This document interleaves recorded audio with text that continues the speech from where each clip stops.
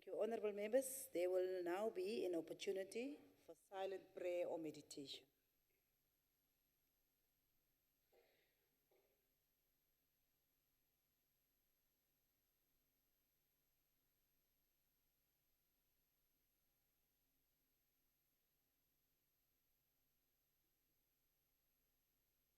Thank you. You may be seated.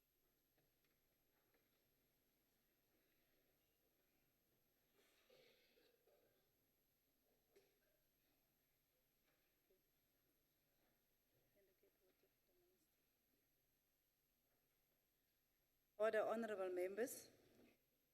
I have been informed that the Whippery has agreed that there will be no notices of motion or motions without notice.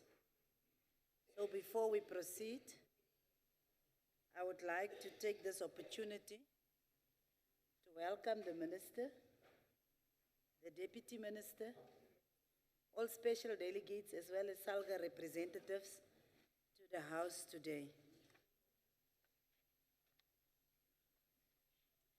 The Secretary will now read the first order of the day. Policy debate on budget vote number 4, Cooperative Governance and Traditional Affairs Appropriation Bill B6, 2019. Can we just give the...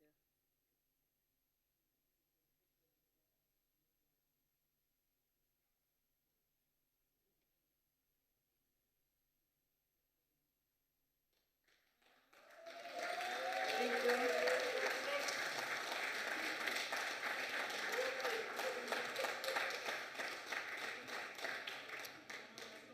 Honourable the Minister, Lamini Zuma, will now open the debate on vote number 4. Thank you very much, Deputy Chairperson. Let me just apologize. I've got a bit of flu, so my talk might be punctuated by fits of coughing. Honourable Deputy Chair, Deputy Minister Obed Bapela, Honourable Chairperson of the Select Committee, Honourable Tamsanga Dodovu, members of the Select Committee on COGTA, Honourable members, both permanent and delegates, MECs, Chairperson of the National and Provincial House of Traditional Leaders, leaders of SAMU and the entire labor movement and civic organizations, our Director General for Traditional Affairs who's here, CEO of the South African Cities Network, CEO of MISA, and our distinguished guests, ladies and gentlemen. It is indeed an honor for me to stand before you to present this budget vote of the Department of Cooperative Governance and Traditional Affairs. Let me start by expressing our condolences to all the families that have lost their loved ones recently. We know there are a number of funerals taking place as we speak. But also, let me congratulate our national netball team, who have won all their 5 games in the World Cup and have now advanced to the semi-finals.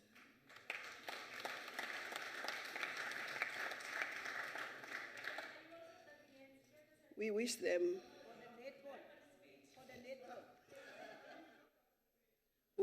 all the best. Honourable members, we are gathered here today, as we all know, on the birthday of our icon, who would have turned 101, as we celebrate 25 years of our democracy. He taught us many lessons, but I just want to quote one, where he says, "It always seems impossible until it's done." So this is very appropriate for COGTA and local government, that we hope that we can transform this department and local government. When justice triumphed over the evil of apartheid system and replaced it with a participatory, inclusive democracy. It was through the process that Parliament developed our constitution, which adopted a government with 3 spheres, which are distinct, interdependent, and interrelated. And these spheres obviously are national, provincial, and local. For the government to effectively deliver services, all spheres must function optimally. COGTA is mandated to ensure corporate governance and intergovernmental relations. This means that we have a responsibility to support provinces to fulfill their constitutional objectives at all times. And each municipality has a constitutional obligation to provide democratic and accountable government to local communities. It must ensure provision of services to communities in a sustainable manner, promote social and economic development, promote safe and healthy environment, and encourage the involvement of communities and community organizations in matters of local government. They also have a developmental duty to provide social and economic development, the community, the private sector, labor, and the traditional authorities. The department, together with the provincial administrations, have a distinct responsibility of supporting and strengthening the capacity of municipalities to manage their own affairs. It is Section 154 of the Constitution that mandates us, national and the province, to ensure that we support local government so that it can fulfill its obligations.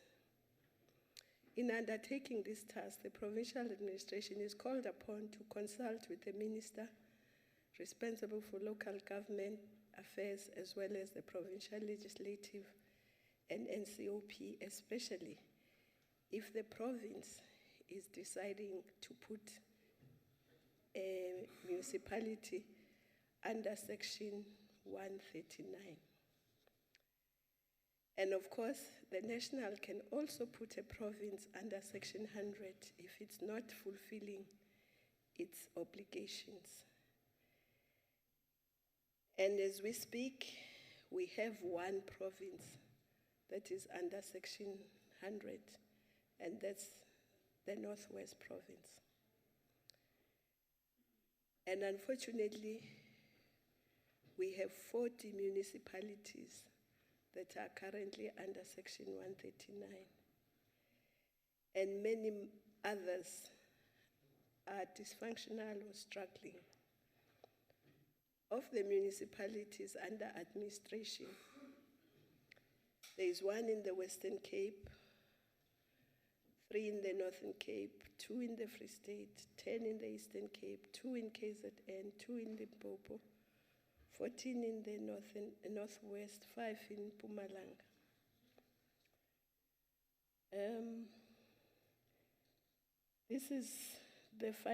This is also in line with the findings of the Auditor General, which found that 65% of the budget controlled by municipalities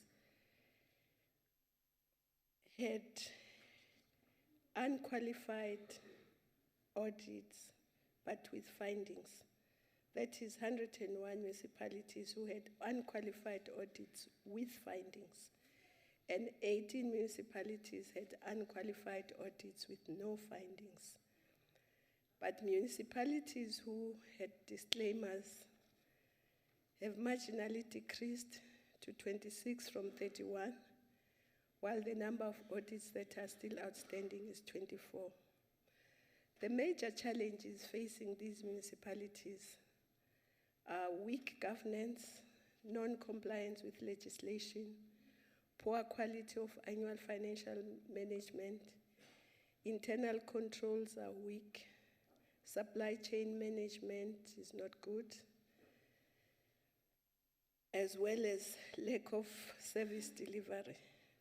This is compounded by the fact that they don't have enough technical skills wherein there is a 15% vacancy rate, and there are 39 municipalities without CFOs.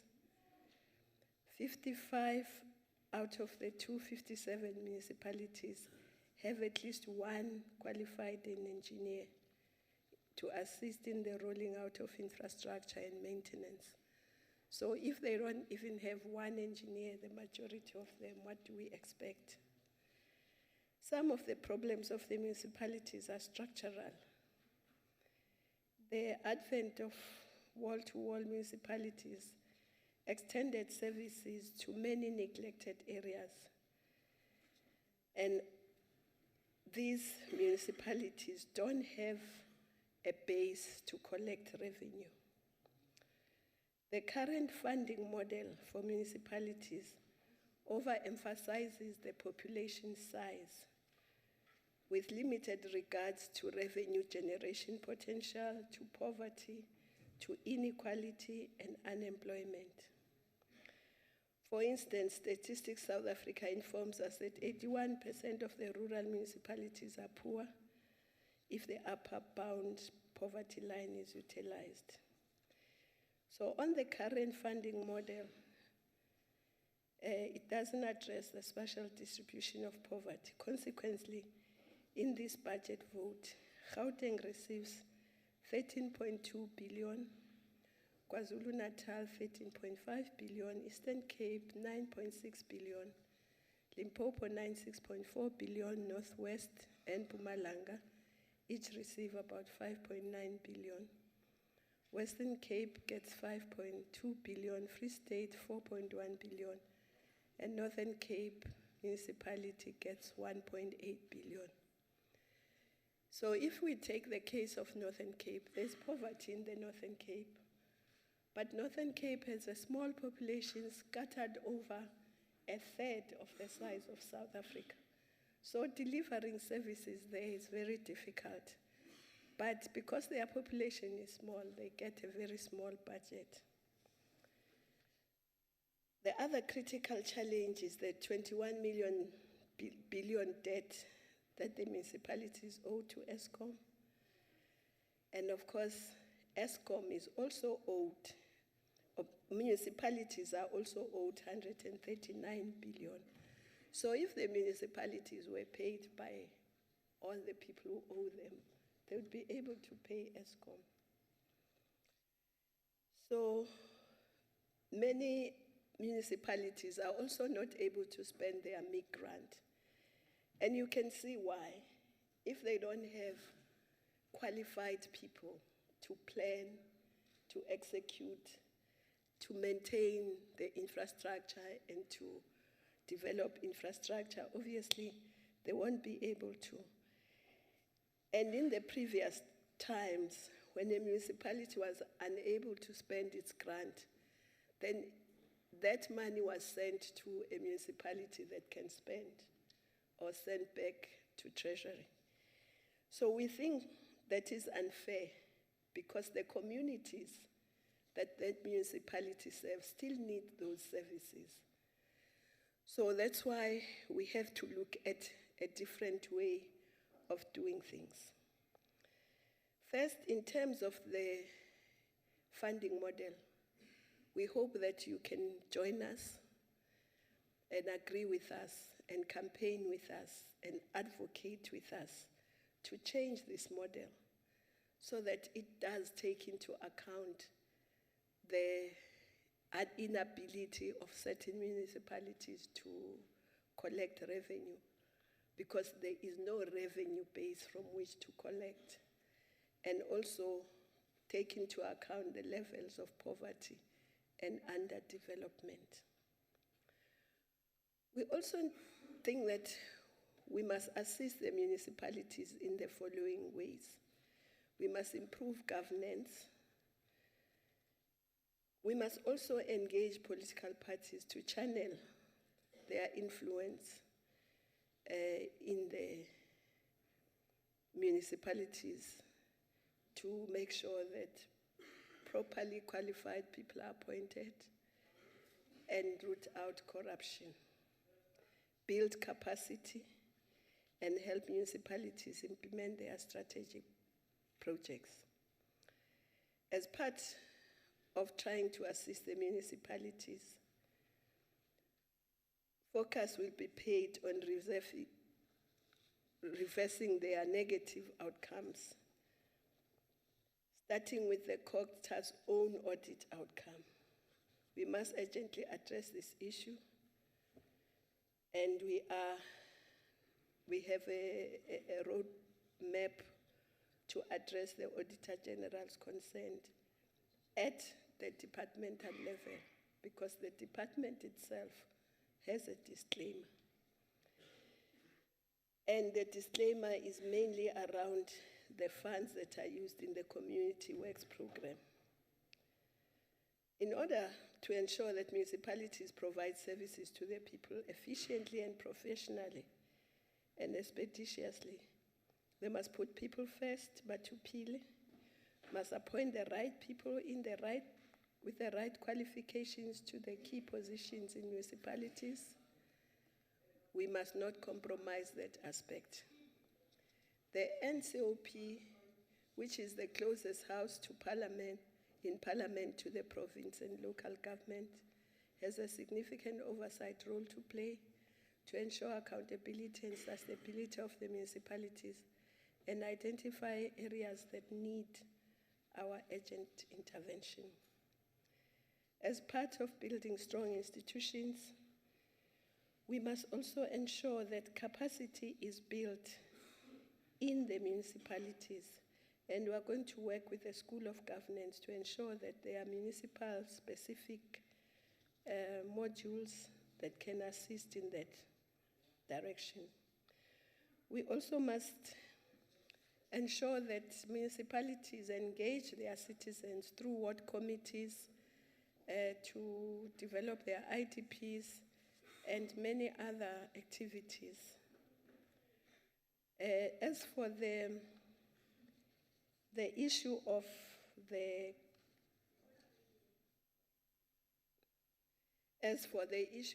migrants, we think that we must strengthen MISA so that MISA can then assist many more municipalities.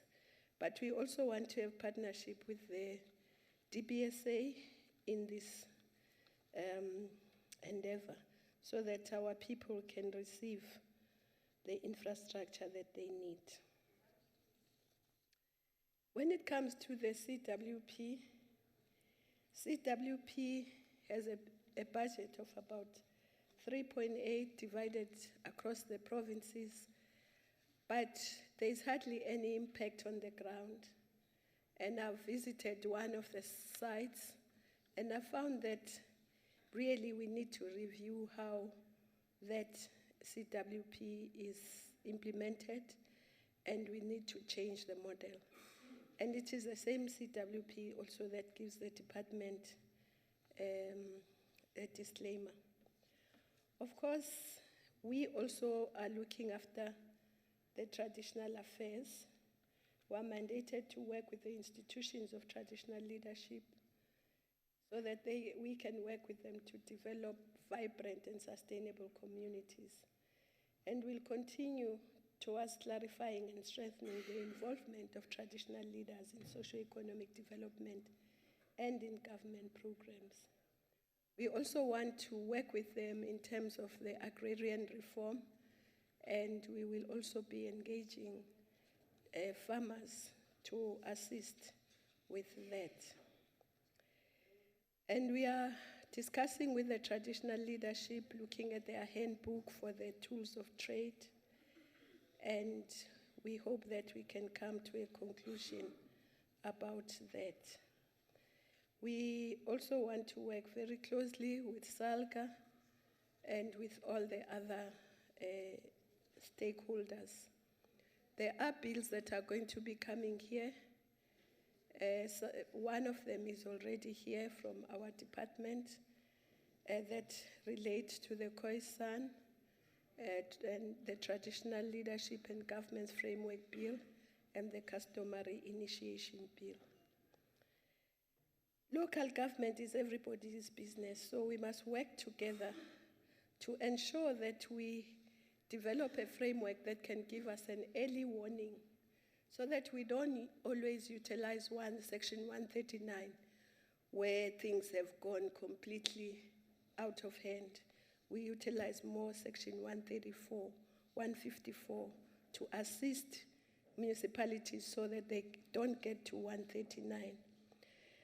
We therefore welcome the 90.7 billion allocation, but as you know, 86.2 of that billion of that is transferred. It doesn't stay with us. But we'll try and do our best to khawuleza. And we want to thank you and the Select Committee, the DGs, and everybody who has worked towards this budget vote. Our gratitude goes to them and the MECs and heads of department, and we hope that you will indeed support this vote. Thank you. Thank you very much. Thank you very much, Honourable the Minister. The next speaker will be the Honourable TSC Dodovu, the Chairperson of the Select Committee.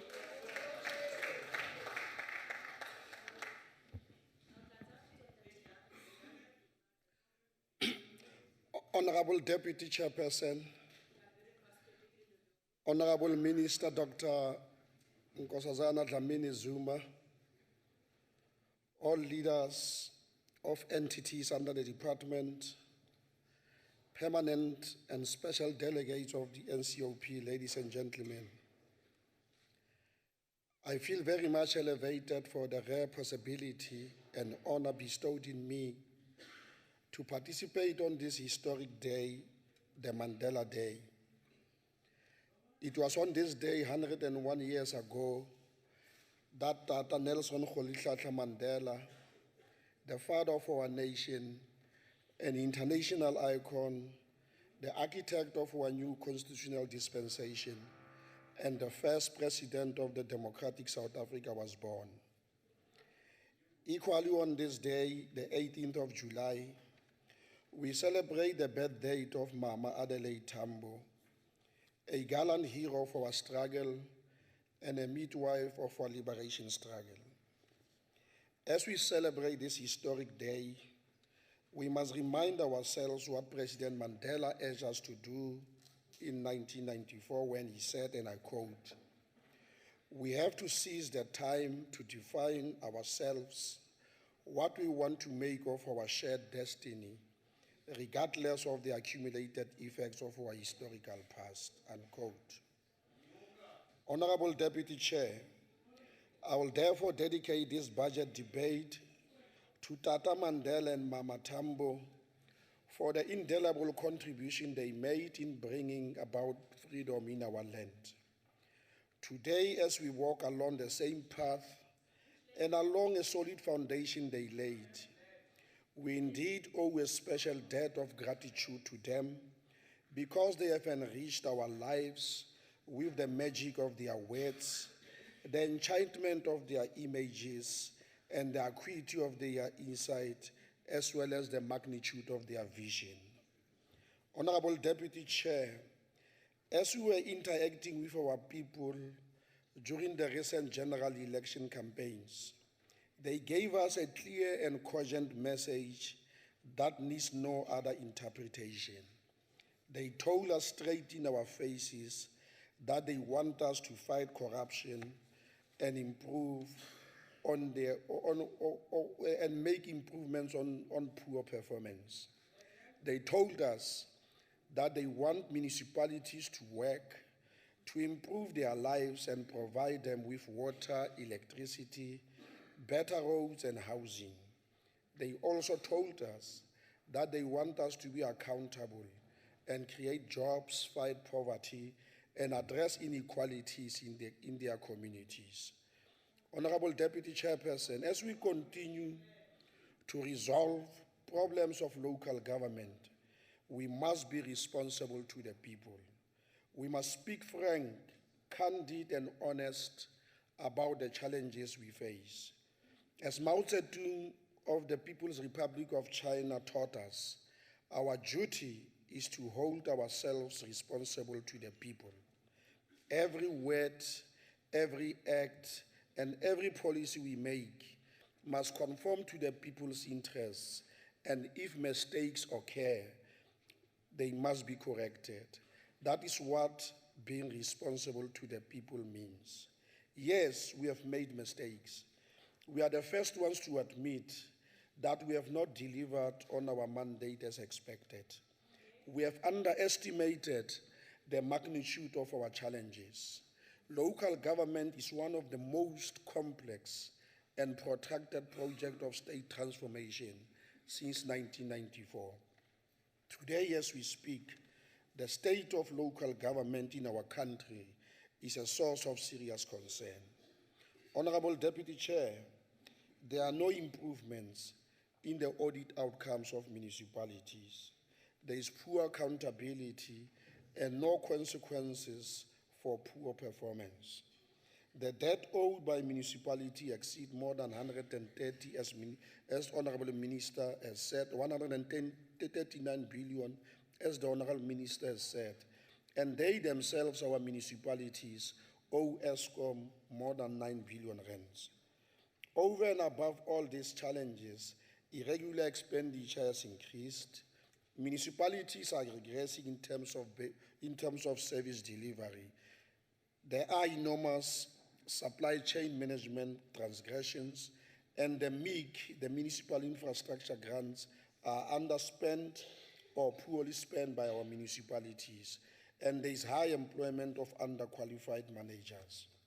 Honourable Chair, Deputy Chair, these problems that I'm talking about are experienced by our municipalities across the board, from the ANC-led municipalities in the Northwest, where the deployment of unqualified staff has led to their collapse, to the DA-EFF marriage in Tshwane, where irregular expenditures have increased, and in Johannesburg, where its liquidity problems have led to the credit rating downgrade.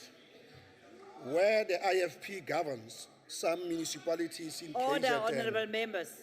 Order. I want to repeat this. Where the IFP governs municipalities in KwaZulu-Natal, they are not immune from these problems because they cannot provide basic services to the people. Okay. Yes, Honourable Kone. What is the point of order? Thank you very much, Chairperson. You know, I had vowed not to interrupt the Honourable Speaker on the podium, but he's provoking us. Is there the Marriage order? Is between there the a point EFF? of order? Is there a If point ever of there order? was a marriage between the EFF and the DA, it's over. And we are Fine. not a bitter But ex. can you sit down Thank because you. it's not a point of order? Thank you. If there was a marriage and it's a divorce, it's up to them. The fact of the matter is that this marriage Order, of the honourable DA members. and the EFF, We don't know the in terms of Tshwane. your divorce. It cannot be the problem of NCOP. So, can you continue? I want to repeat it. If this marriage and they serve divorces for one another in Tshwane, that is their problem, they must solve it. But the fact of the matter is that in all these municipalities, as I indicated, there are problems that must be confronted. That is why I said we must be candid to one another. We must be honest. We must be frank. We must be brutally honest in terms of dealing with these particular problems that are confronting us. That is what we must do going forward, Honourable Chairperson. Despite all these challenges above, over the last 25 years, all is not doom and gloom. Under the ANC government, our local government has ensured that more people have access to clean water and electricity. Municipalities have promoted the interests of children, people with disability, women, and other older persons. More people have gained access to housing, land, and education, and the services in our clinics are improving. Honourable Deputy Chairperson, This undesirable situation I spoke about requires strong leadership. As the ANC, we have no doubt in our minds that under the leadership of Dr. Nkosazana Dlamini Zuma, a tried and tested leader, we are going to turn this situation around. In all stations of life where she was deployed, she has demonstrated an unflinching commitment to turn the tides. She has a good track record of turnaround and success that we must emulate. From the Department of Health, where she made us to stop smoking in our public places and to smoke in front of our children, to the Department of International Affairs, where she placed our country at the apex of African Renaissance and the creation of a better world.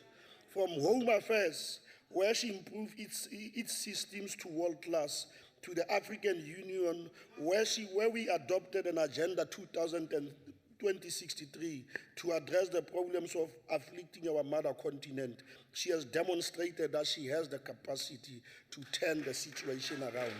And this is what we must support. We must support to ensure that going forward, we are going to deal with these particular issues.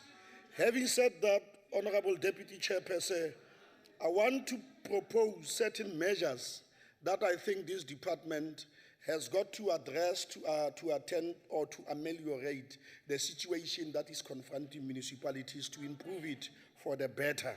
And the following are the proposals in line with what the President has indicated: that the department must insist that all municipalities must recruit, must retain and develop the best possible talents and skills; that we must create an environment of responsiveness, high performance, and clear accountability to achieve the developmental objectives of local government. Going forward, we must also ensure that municipalities establish people-centered culture of service delivery and customer care in line with the principles of Batupele. We must ensure planning, governance, and putting up systems and structures in place, especially infrastructure and oversight mechanisms, to align all of this with our IDPs and the applicable legislation. We must also ensure that we create our municipalities as economic and financial vehicles of viability and prosperity for all our people. We must also build good public profile and nurture sustainable relationships with stakeholders. But we must also, Honourable Minister, uproot corruption and all its manifestations. Equally important, we must say to all the political parties here who are talking all this, that they must, all of us irrespective, ensure that we deploy councillors with the requisite skills and expertise and the right moral fortitude to ensure that we deal with the challenges as I indicated. Honourable Deputy Chair, now the trumpet is summoning all of us to sustain the legacy of Tata Mandela and Mama Tambo, to fulfill their dreams of a truly developmental local government. As we navigate to seek solutions to our problems, we are called upon to bear the burden of a long and protracted struggle, year in and year out. We must pursue a struggle against the common enemies of our people: poverty, unemployment, and underdevelopment. Honourable Deputy Chairperson, as I pointed out, we must be modest and prudent. We must guard against arrogance and rashness. We must not play to the gallery and use some simple techniques to resolve complex problems that are confronting us. We must be propelled, in fact, by a burning desire to ensure that whatever that we do, it is to the people and for the people. And as I indicated, our point of departure must be to serve the people wholeheartedly and never for a moment to divorce ourselves from the masses of our people who have demonstrated their confidence to us as public representatives irrespective. But as we move forward, we must continue to play our oversight, and I guarantee you, with respect, with dignity, and with resoluteness, we will play our role of ensuring that we scrutinize the department. We help you in turning around the department. We help you to ensure that public participation happens. And whatever the legislation that is before us, we deal with it for the best benefit of our own people. I say to our cadres, the cadres of the movement, whatever their ranks and whatever their station of lives, they must continue to be the servants of the people.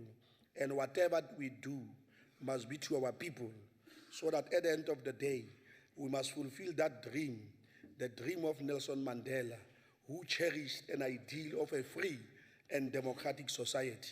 And as I indicated, yes, we have problems, but we must resolve those particular problems.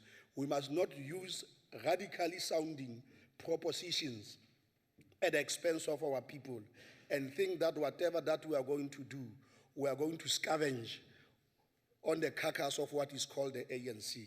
The ANC must resurrect from the shambles of graves and ensure that whatever that we do, we attend to the problems of local government and traditional authorities. And as I indicated, we are so much confident that we restore your leadership. We are going to work with you together with your deputy ministers to ensure that we succeed. Howlers will howl. Whoever wants to do whatever he does, he will do. Our people, where we are accountable to, will help us, will understand us, will humble ourselves to our people who are going to understand that the problem that we are facing, they need us with our resilience, our determination to attend to them. As I indicated, these howlers who play to the gallery, to the public gallery, and are not realistic in terms of resolving the problem that are facing us, we will defeat them because we are committed in terms of doing that. Because we know that what propels us is to ensure that we succeed. Even these municipalities where they are involved, whether it is Tshwane, whether it is Johannesburg, where you see there are elements in terms of what they are doing, they are highly involved in terms of those particular issues. And our challenge, our preoccupation is to be debating, we are the two of us, Chairperson, we are debating, the two of us now. Now, all that I'm saying is that we are going to do everything within our power to attend to these particular issues. On those particular bases, as the ANC, we fully support the budget and the department. Thank you very much.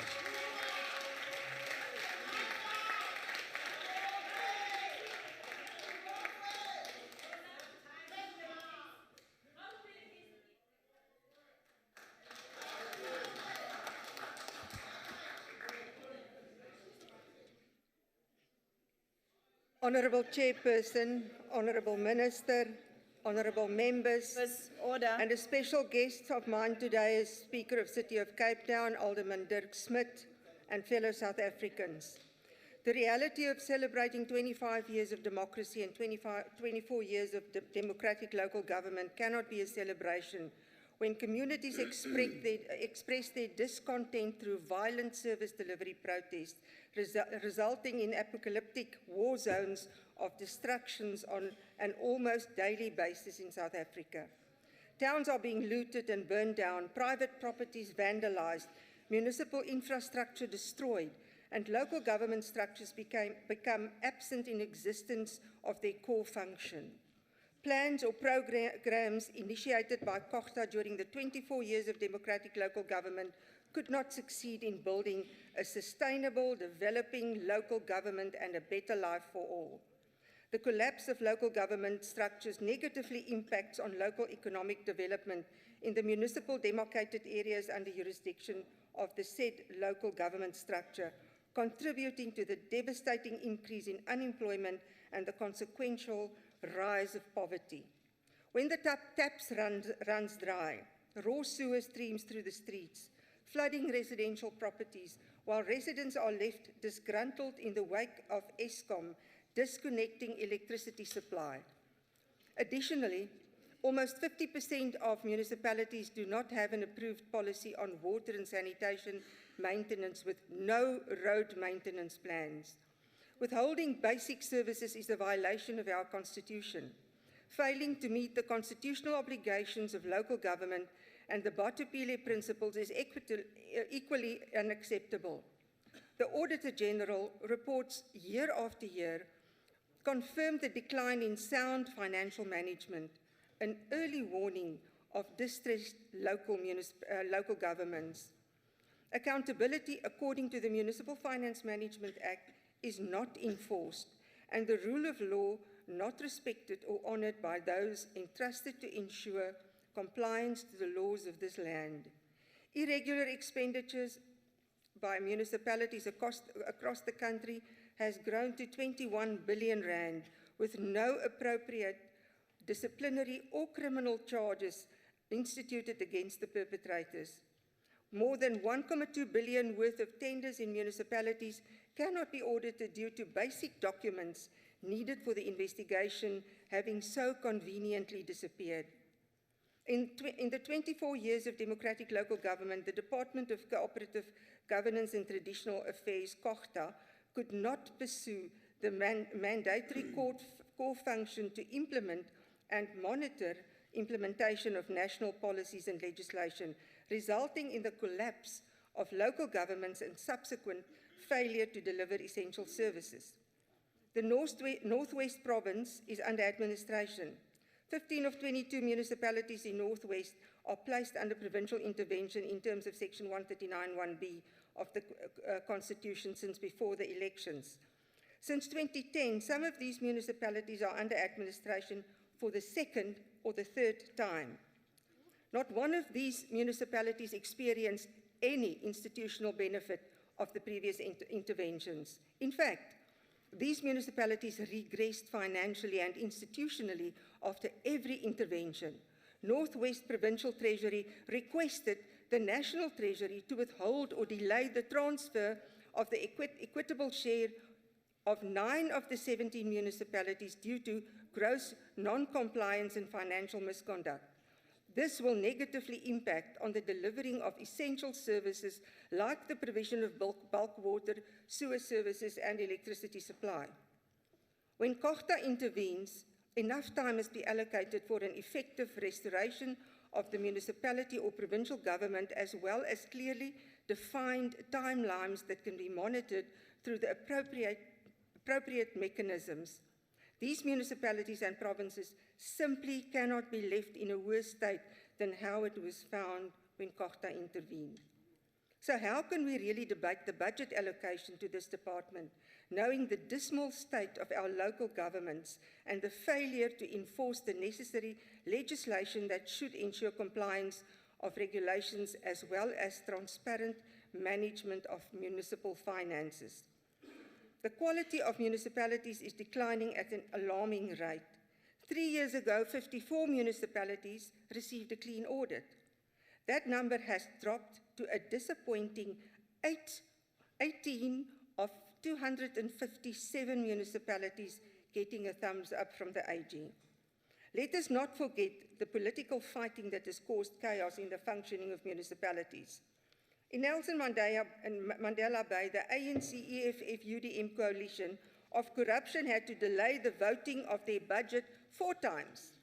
Councillors from both the coalition government and opposition were threatened with their lives to vote in favour of the budget. In eThekwini, the suspended mayor Zandile Gumede is mobilising support to make the city ungovernable. Despite her being charged for fraud and corruption, her supporters caused chaos in a recent council meeting with an alleged plot of poisoning the acting mayor. It's like something out of the Isidingo writer's room. Except this is real life, and the residents of Durban suffer at the actions of self-enriched criminals. Section 139 interventions are not always utilised for the intended purpose, as envisaged in the Constitution. Instead of being implemented for administrative purposes, these interventions are used to settle political scores, most especially just before and during election seasons. Legislation from this department during the 5th Parliament have also been flawed. One such example includes the Municipal Demarcation Amendment Act, which was passed less than a year before the historic 2016 local government elections that saw the ANC lose 3 key metro municipalities. The demarcation of municipal boundaries were blatantly manipulated to suit the ANC, knowing their dismal performance in the local government elections were on the horizon. Additionally, the Traditional and Khoisan Leadership Bill, which was passed by Parliament earlier this year, discriminated between different traditional leaders while favoured only a few, but was still forced through as an attempt by the ANC to get quick votes before the May general elections. Parliament's processing of local government legislation has also been embarrassing. In 2017, the Constitutional Court ruled that the 2011 Amendment Bill of the Municipal Systems Act was unconstitutional based on procedural grounds, and that Parliament had 2 years to enact a new bill. However, due to the backlog of legislation at the end of the 5th Parliament, this never came into fruition. We need solutions for local government. We need cleaner audit outcomes. Municipalities need to rely less on external consultants and focus more on the transfer of skills and institutional knowledge within the municipal departments. This starts with saying no to cadre deployment, with a focus rather on professionalizing local government workforces. Appointments of municipal managers need to be made based on skills and qualifications in order to implement transparent, accountable financial practices. The key lies in the separation of powers between the state and party. The most especially concerns political appointments, which needs to be clearly defined and based on a fixed-term contract. The concept of cooperative governance is the catalyst of this department's mandate. Yet we hardly ever see such a practice between national, provincial and local governments. Again, such a failure of cooperation is mostly credited to being political. Whether it's a province governed by one party that has no desire to assist a municipality governed by another, or national government letting a province continue to fail to settle internal party factional battles. This is not in the spirit of Chapter 3 of the Constitution. The department should make it a priority to ensure cooperation between all 3 spheres of government, regardless of which party governs. If there is a failure in political leadership in providing sound and effective management of a municipality or provincial government, COGTA must step in. Lastly, Honourable Minister, as the executive of an incredibly crucial national department, you need to remain resolute and ensure that COGTA is never used as a political cleaning weapon, but rather as an administrative tool of oversight by national government to ensure clean, transparent and accountable governance. It is now on you, Honourable Minister, to create a new respectable era of cooperative governance as envisioned in our Constitution. Thank you, Madam. Thank you very much.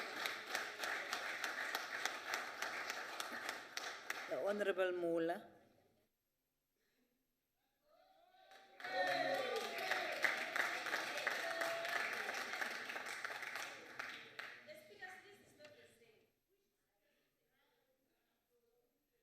Honourable Deputy Chairperson, Honourable Minister and Deputy Minister, Honourable Members, distinguished guests, fellow South Africans, Sanbonan. Honourable Deputy Chairperson, I feel very much honoured to be part of this debate on Mandela Day.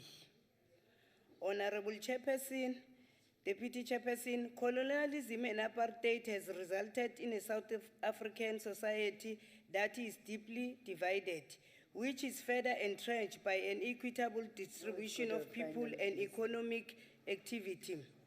The resulting spatial inequality serves to trap historical disadvantaged communities in poverty and underdevelopment. It also results in the creation of inefficient cities as well as undermining rural livelihoods.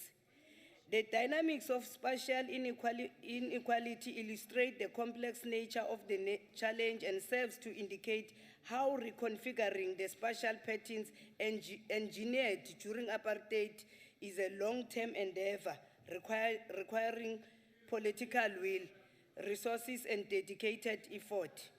Honourable Deputy Chairperson, History reminds us of the critical role played by the traditional leadership, for example, in the formation of the African National Congress. Many traditional leaders waged the struggle against apartheid with the masses to defeat the system that sought to divide and look down on customary ways of our people. The colonial and apartheid laws were made in an effort to control traditional authorities and traditional courts with an aim of regulating the institution of traditional leadership. The deliberations around transforming the institution of traditional leadership began in the late 90s as a response to the colonial and apartheid regime's infiltration into cultural practices and norms of the African people. These deliberations made way into the 40th National Conference of the ANC held in Durban. They found expression in the subsequent May 1992 policy book, Ready to Govern, as well as the 1993 Interim Constitution of South Africa. Honourable Deputy Chairperson, post the establishment of a democratically elected government in 1994, both the Reconstruction and Development Program and Chapter 12 of the final Constitution of the Republic of South Africa recognized the institution, status, role, and of traditional leadership according to customary law. The ANC government acknowledges the critical role of traditional leadership institutions in South Africa's constitutional democracy in communities, particularly in relation to our rural development strategy. The debate on land is still very important in accelerating inclusive economic growth and creation of jobs, and the ANC is encouraged by traditional leaders that have identified land designated for agricultural production. Society looks to traditional leaders to work with government and communities to find solutions to the deaths of our young males in initiation schools. We should collectively not allow an ancient rite of passage to become synonymous with death and serious injury.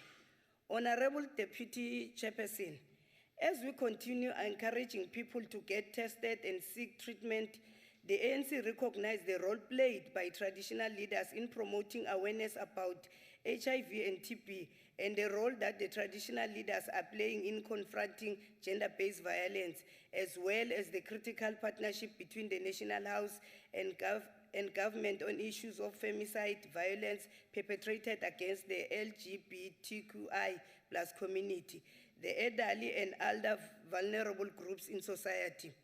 As the ANC government steps up the fight against corruption and restoring the integrity of our institution, it is essential that the moral fabric of our society be restored too.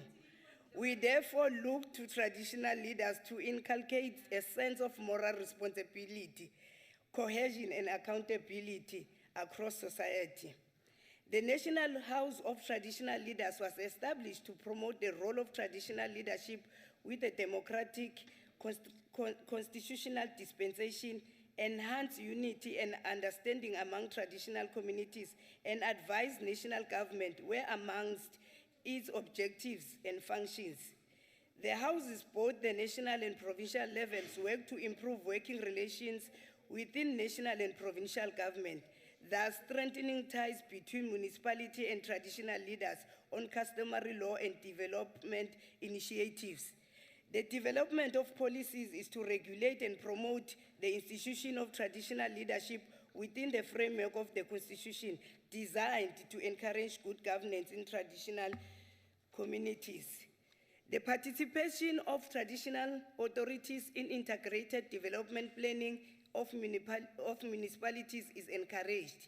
However, we do recognize the need for strengthening policy implementation. The constitutional and legislative requirements have drawn the institution of traditional leadership in the transformative process of democratic developmental state, which places the institution central in the socio-economic development of traditional communities. Thus, it is critical for traditional leadership structures at local government level to be functional, and in addition, be able to discharge functions successfully in attaining the objectives of the back to basics approach in their communities. Consequently, the Department of Traditional Affairs is obligated to transform and support the institution to effectively contribute to the developmental role within the democratic foundations of the country, including cohesion leadership and supporting the development of stable and cohesive interfaith communities. The Traditional and Cohesion Leadership Act seeks to pave the way for cohesion people to be recognized. The Act contributes to the NDP's key targets relating to social cohesion and unity, accordingly addressing the inequalities of the past. It will see an increased number of functional structures of traditional leadership and support the formation of National Cohesion Council that will focus on reducing traditional leadership disputes and claims, as well as developing and implementing capacity building plans for the institution of traditional leadership. Honourable Deputy Chairperson, it is the age-old knowledge of traditional leaders and their role in Africa and South Africa in particular that has resolved disputes through traditional courts which promote fairness, peace, and reconciliation.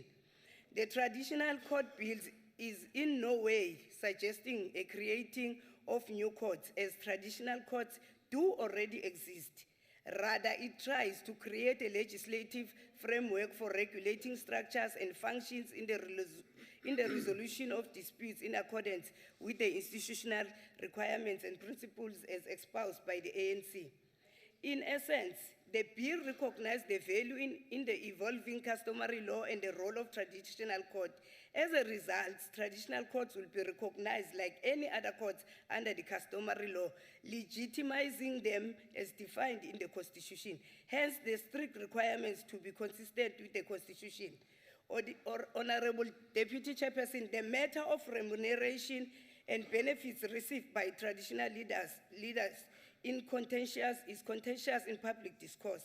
The current position is that Independent Commission for the Remuneration of Public Office Bearers makes recommendation on salaries of traditional leaders to the President for determination.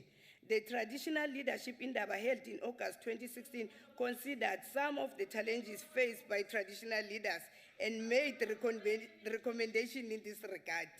The Indaba felt that the current remuneration model does not take into account the performance of traditional leaders and members of houses, whether good or poor. There was also no incentive to reward good performance. A submission was thus made that a review was necessary to consider the ideal remuneration model, catering for all levels of traditional leaders.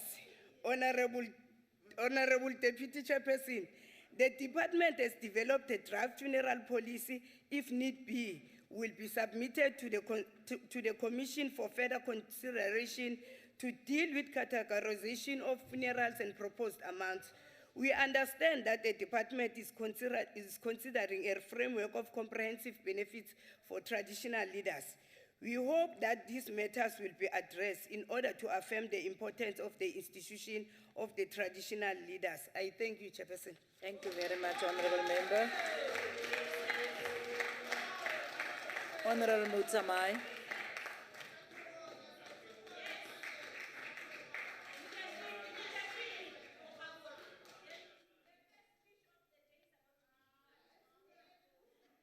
Thanks the leadership of Economic Emancipation Revolution, EFF, the ground forces, the millions of people who voted us, we are now read in this parliament. Thanks the Honourable Chairperson. Mudula Stilo, the release audit report by the Auditor General of South Africa showed the scale of collapse in local government in this country. Africa Borwa, inali the municipality, say 257. Godimo ga tse 257, only 18 received a clean audit in the year 2017 and 2018. Selemo sa madi, selemo sa tšhelete. That is 7%. Yeah. The year before 33 municipalities received a clean audit, and overall 63 municipalities saw a diminished in their audit outcomes. Things are getting worse, not better. How should be the municipality like the pothole, Koval, Mfuleni? There's no way you'll get some the pothole all over. Deputy Minister, I ask myself, who body ha holo, how tsenaka Sebooking? How na ditsela? The train, the tletse all over, the blockile, matlakala, ha hona batho ba ba ankang, ki ipotsa gore the municipality, ya se Mfuleni, ha o e shebile, batho ba sempe ba sebedisa di toilet, tsa mesima. EFF, ke ka mo e buang hangata EFF ke ile di tsamaela di municipality tseo e bua hangata hore mo parlamenteng gore di municipality di corrupt. Go shebella ko Everton o shebella Alexander mo batho ba rona bana le tshepo teng, you will find that mo di municipality tsone tse no na le di project tse ne di filwe batho ba ba itseng ba ANC. Or what's the legacy the project? So, Minister, I don't think really, Minister, you are over this tell those people who want to know how they push the corruption in that municipalities. Rebona corruption is a hala. Go Everton, go Alexander, Reshebile Kamal. Yes? Yeah. Yeah. Sit down. Yes, is there a point of order? Chair, there's no interpretation. We're trying to listen. There is a challenge with the interpretation, but I think they take note of it. Thank you. Lahana gayone everyday interpretation. Lahana gayo. You were the first one to complain. Yeah. You were the first one to complain. Matlakala ha collective ho tsena ka Sebooking, matlakala ha collective ho le mo Ekuruleni, ho hiriwa batho ka hore ba re tswa kae. I'm very happy today the day where we remember the former president Nelson Mandela, who failed to release the political prisoners.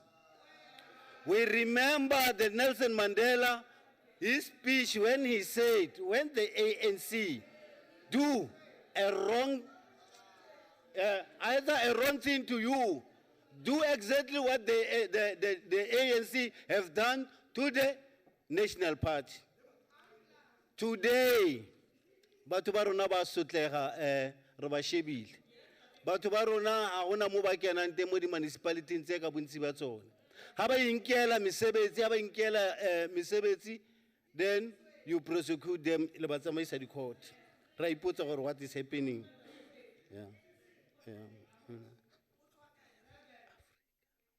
Ranale African languages, Madam Speaker, tse 11 mo South Africa. Ranale bothata ba gore go recognize wa tse 2 and le lebala gore rona tse dingwe tsa di language tseo ga re di understand. Tse dingwe tsa di language tseo di bokete mo rona. Rona from the EFF ga e support budget ena e tsholela ka ntle. I thank you. Thank you very much, Honourable Mutombo. Honourable Ngata. The next speaker, the MEC. Thank you, honourable members. Order now. Order. The next speaker will be the Honourable, the MEC of the Eastern Cape.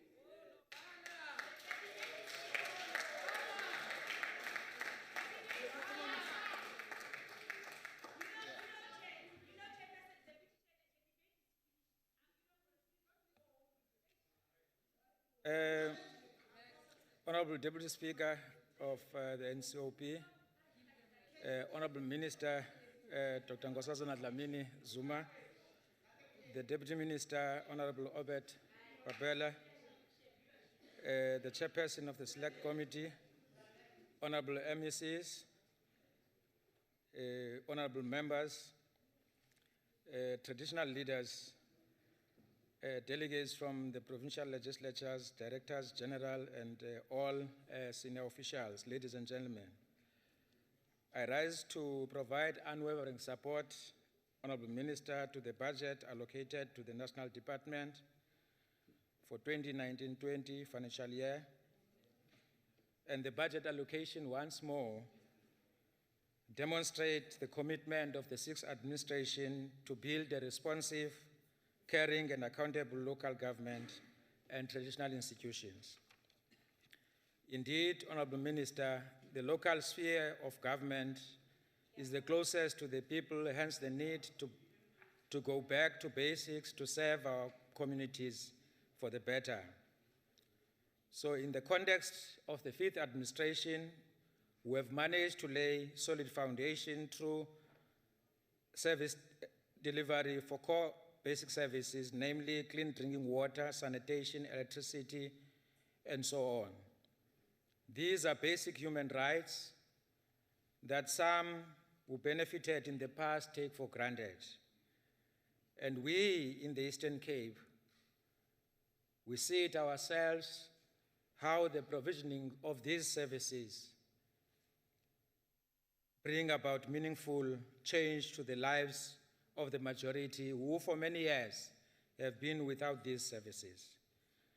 And today, as we speak in the Eastern Cape, a number of households with access to water has increased, 1.3 households, which translate to 79% in 2014. As we speak today, by 2018, 1.5 would translate to 89% in 2018 of households have access to clean drinking water. And the number of households with access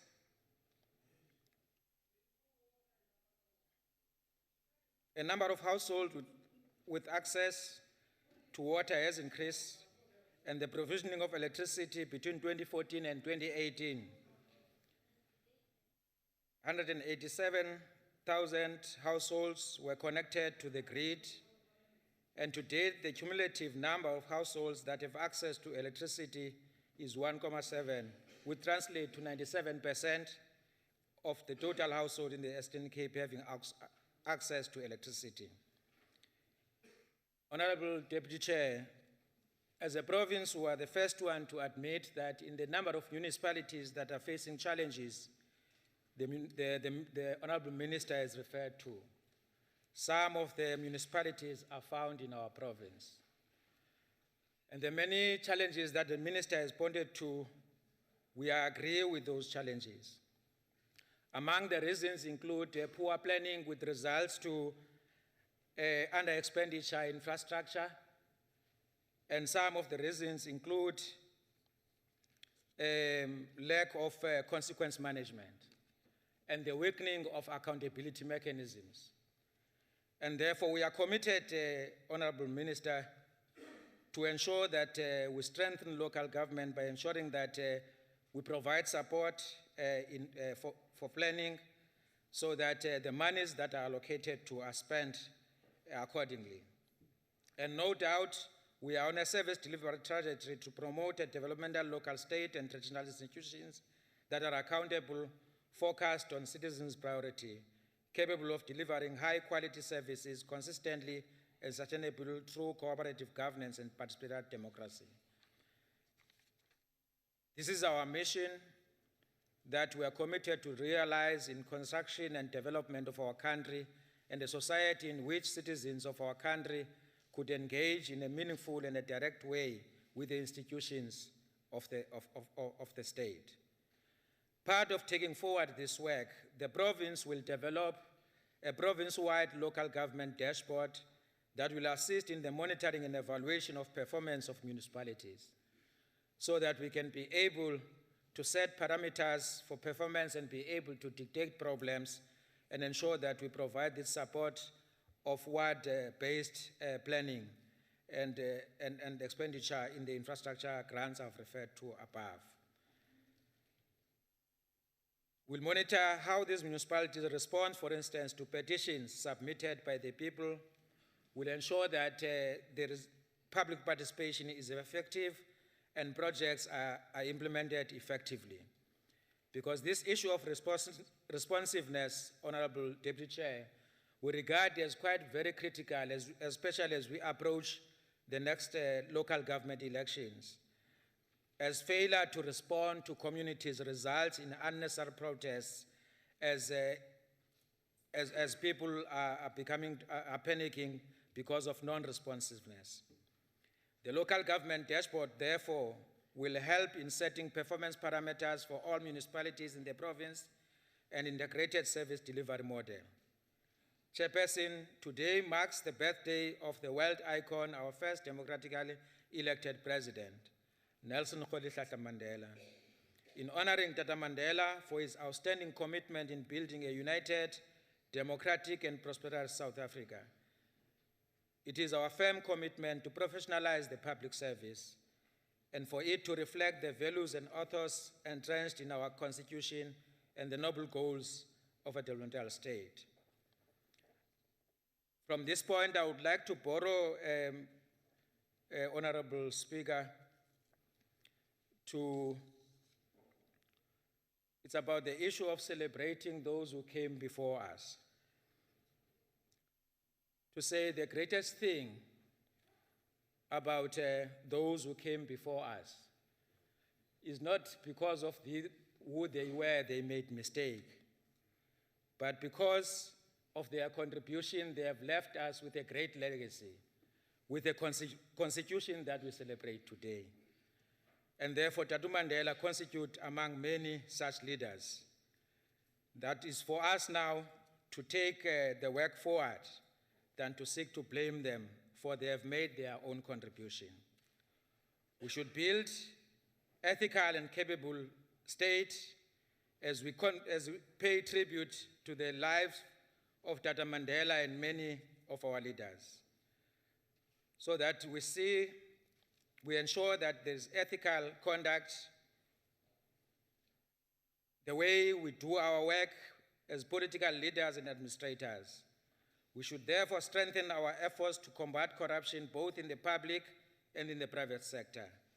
And the center of the renewal project, it should be the restoration of the rule of law and due processes, that there must be no shortcut. Like Tata Mandela said, I quote, "When we succeed in changing our own way of doing things, when we make progress in transforming society at all levels, we shall not only be improving our own quality of life, we shall be laying the basis for the future of hope for our children and grandchildren," close quote. As I conclude, Deputy Chairperson, we understand where we are, where we could have been, what needs to be done to improve the performance of our government. Our goal is to improve the functioning of the municipalities and traditional institutions, to serve our people better and create the Eastern Cape we want. And for failure is not an option. And we support the Honourable Minister, the call for the review of the funding model, among other things. For it is critical for our rural province specifically. For many municipalities, they've got no revenue base. But as much as we support that, we're equally committed to ensure that the available resources, they are used effectively and efficiently, and that there should be no wastage. And therefore, we support the budget, and thanks. Thank you very much, Honourable MEC. The next speaker will be the Honourable, the MEC of Kokta of KwaZulu-Natal.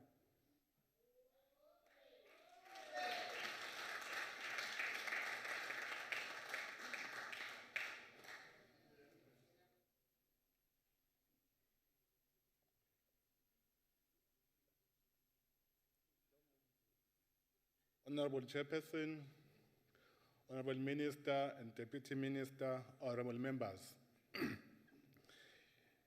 It is said that time and space are significant determinant in history as it's defined. as actuality of any period. They tell us about the challenges and opportunities of any period and the possibilities permitted by the such period.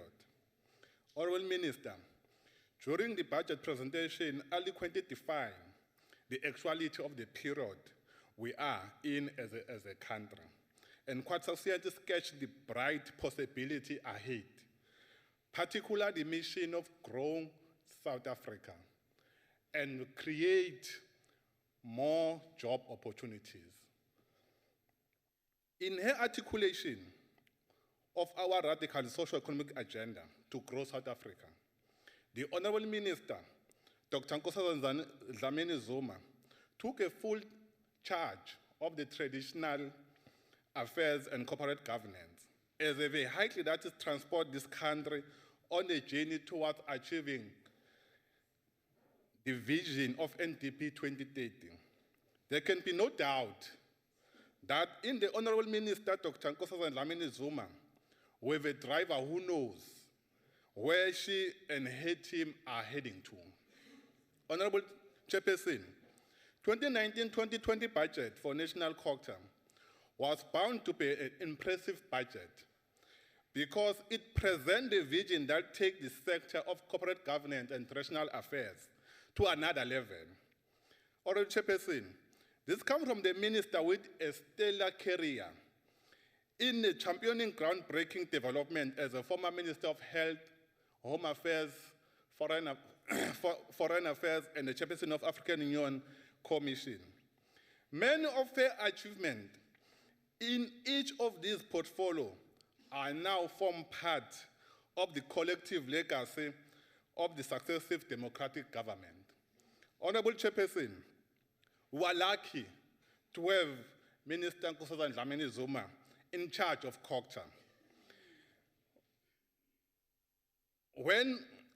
In the time when this portfolio is seeking to reclaim its role of being a developer of choice for South Africa, we are confident that Dr. Dlamini-Zuma will bring her vision, her special brand of energy, her hands of management, her judgment, her woman's touch to Cocktail and addressing the stubborn challenges facing the local government sector, such as the challenge of finance, governance issues, and service delivery shortcoming.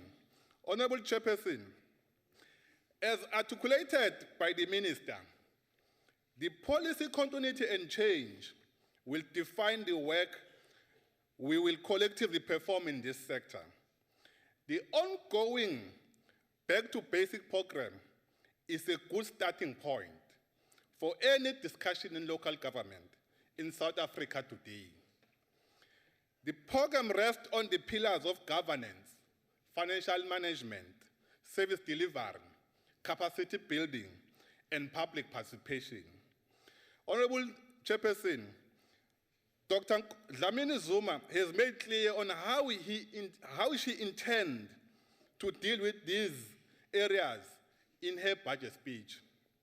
Honourable Chairperson, coming from the province of KwaZulu-Natal, a province who has the largest number of municipalities of any province, a province of a larger number of deep rural, a province of a larger number of traditional leaders and izinduna. We would like to bring our own experiences and solutions to this vibrant debate in this House, the debate on the future of local governance in our country as a whole. In many ways, Honourable Chairperson, KZN is a microcosm of the local government in South Africa. We are representative of both its successes and shortcomings. In order to maximize on the successes and minimize on the shortcomings, we have undertaken the assessment of the current state of local government in our province, and its aim was to get at the bottom of the multiple challenges and sharpen our own response as KZN Developmental of Cocktail. We have collected up-to-date information and we have reconciled it with the existing municipality reports, and we cooperated it with the municipal leaders, both administratively and political, in all of the 54 municipalities, Honourable Chairperson. And we have found municipalities with unfunded budget, high level of irregular expenditure, wasteful expenditure, unspent conditional grants, high vacancy rates, and poor state service delivery to our people. Honourable Chairperson, with all of this information on hand, we have formulated in detail how our support program will be, how our support program will to change to offer a comprehensive and a targeted support to municipalities on the tailor-made to specific needs and specific challenges, because we don't want to have a global or a approach. That's why we want to be tailor-made and deal with the challenges on hand, on the merit of each case, Honourable Chairperson.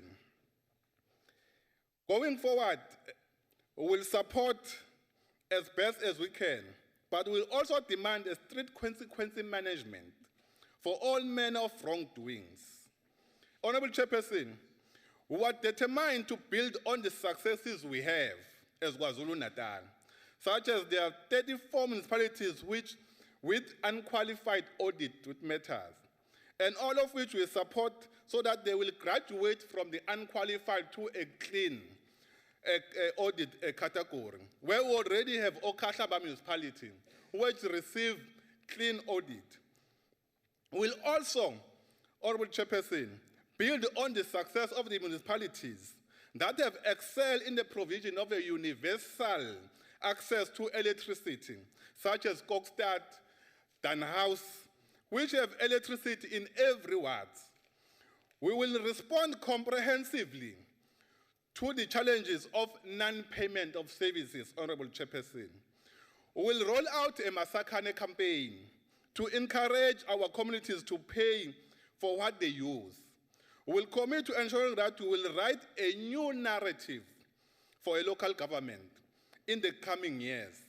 We will ensure that the sector is repositioned to achieve its sustainability phase as envisaged in the local government white paper, Honourable Chairperson.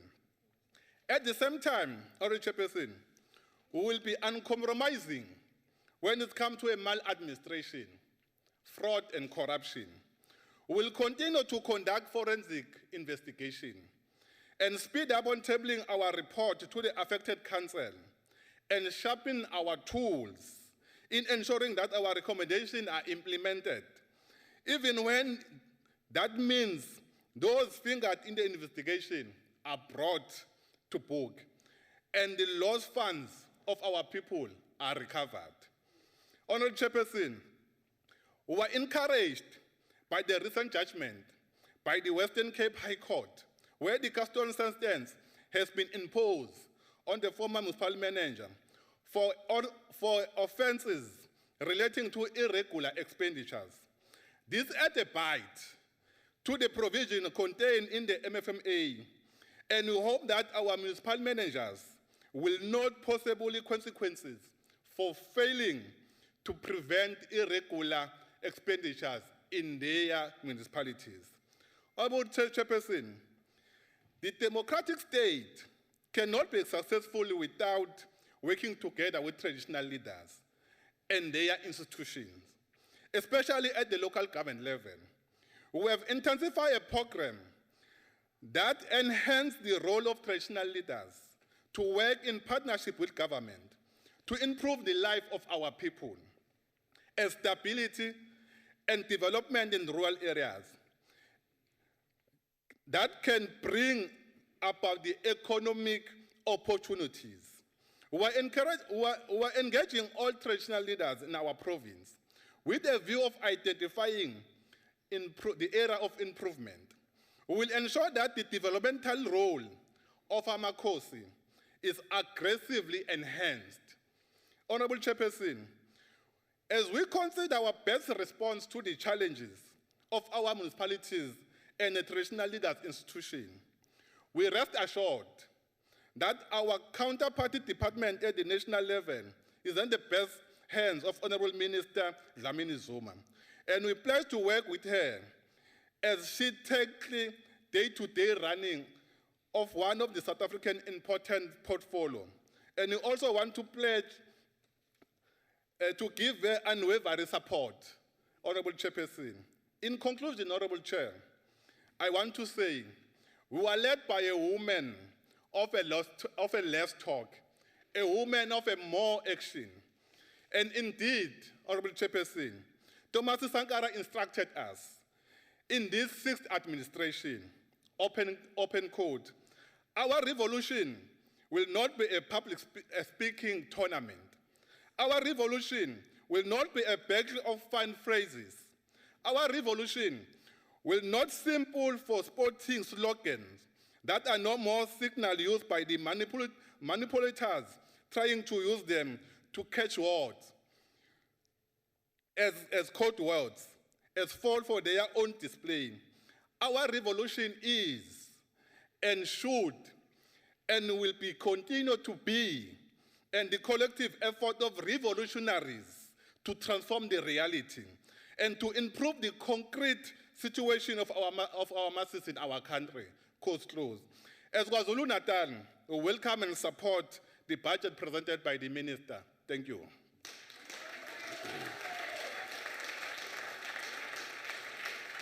Thank you, Honourable Minister. Ilunga lehloniphekile lalendlu umkhandlu wetifundza umhlonishwa Ncitha.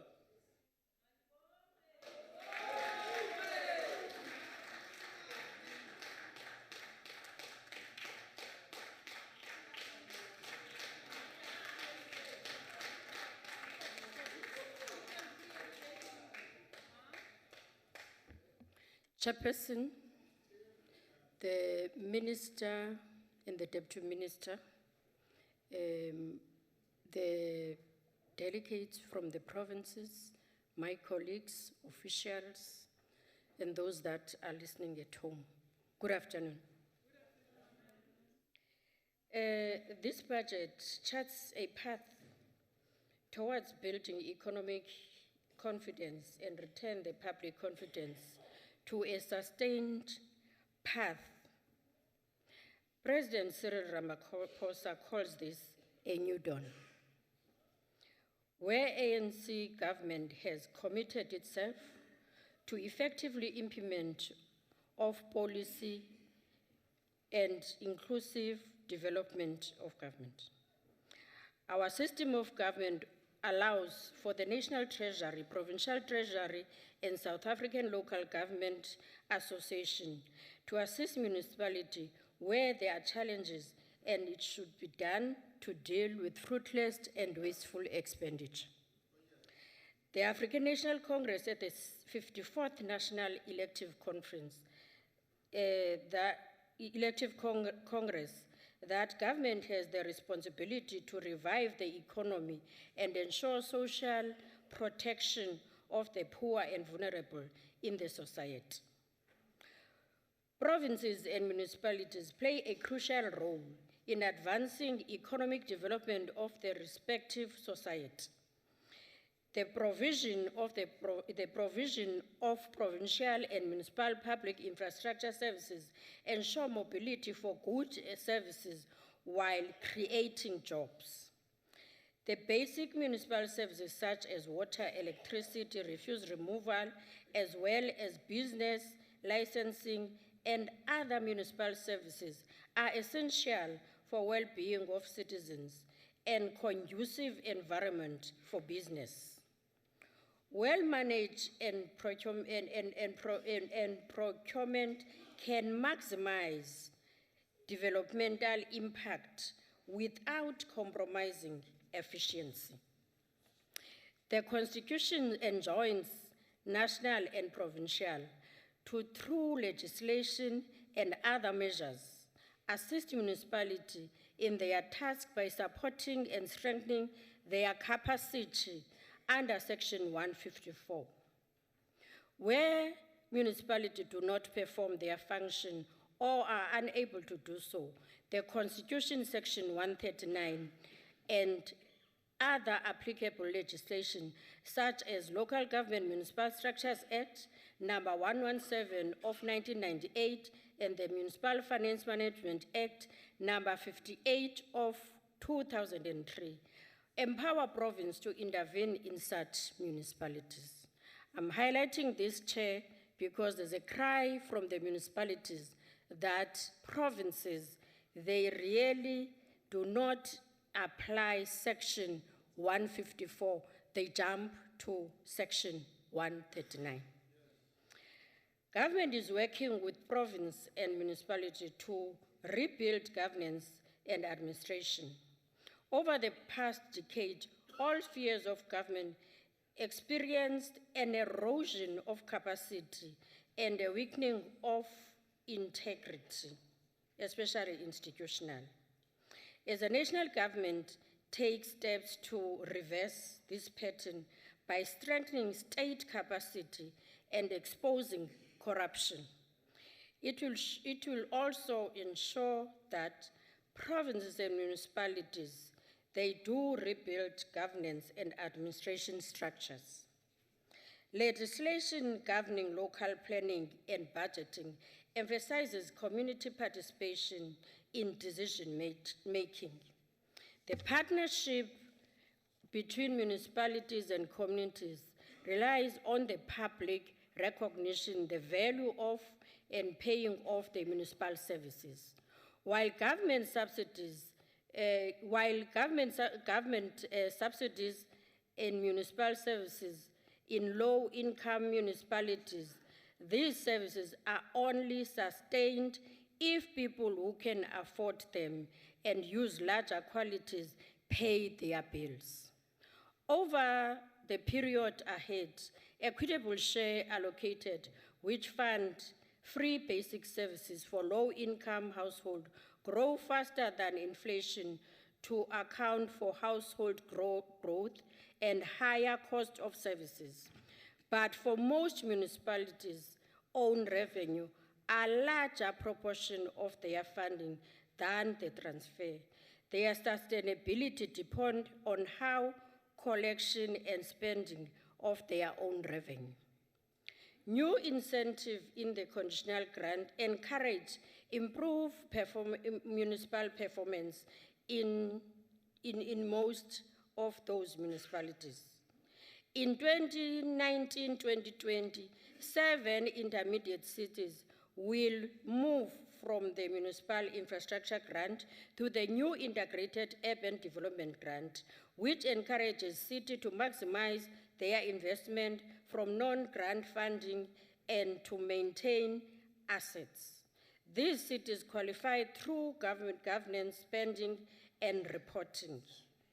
3 of these municipalities finance more than 70% of their capital budget from non-grant sources.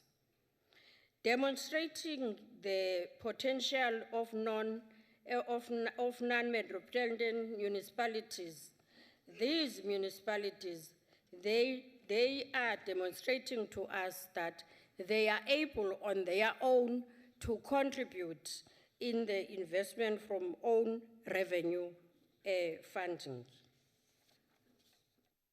Financial management in the local government has deteriorated since 2011-2012, and the Auditor General's Office has consistently warned those responsible for oversight and government about this.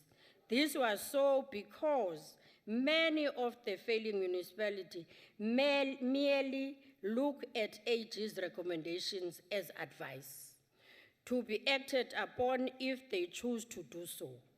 Now, there is hope that the new powers of the AG will compel both politicians and officials in the municipality to ensure that they dispense public funds in a lawful manner and that they will begin to take AG recommendation a lot more serious, considering that the independent audit body can only make recommendations, which are often disregarded. The introduction of the amended Public Audits Act seems to be the first step towards the legal process for accountability from municipalities. The Public Audit Amendment Act, which was passed by both houses of parliament, seeks to give the AG effective power to intervene. The requirements for the amendment of the Act came into effect on the 1st of April 2019, which means that the 2019-2020 financial year will be audited under the new law. Firstly, this will empower AG to refer undesirable audit outcome to an appropriate investigation bodies such as Public Protector, the Director of Priority Crime Investigation, and also the South African Police Service. So we are dealing with the issue of municipalities that are not performing. And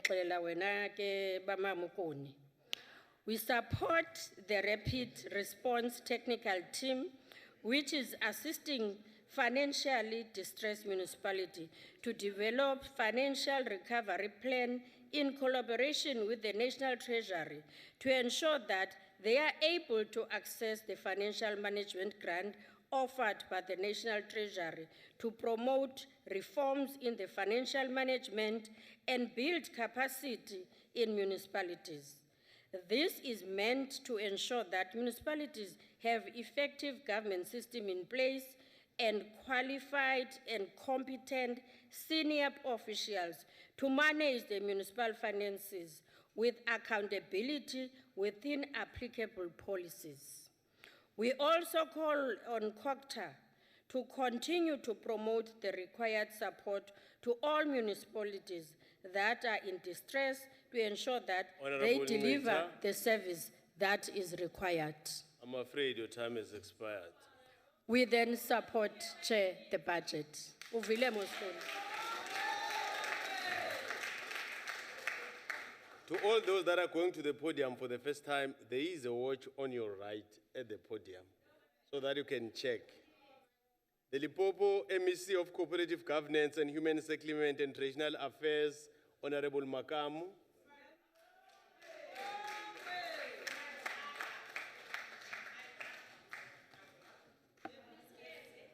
Honourable Chairperson, Honourable Minister of Corporate Governance and Traditional Affairs, Dr. Kosana Dlamini Zuma, Deputy Ministers, fellow MECs present here, Chairperson of the Select Committee, members of the committee, members of the House, comrades and friends, good afternoon. Finances are the backbone of any institutions, as it enables the supply of goods and render services as expected by its clientele. This holds for our municipalities.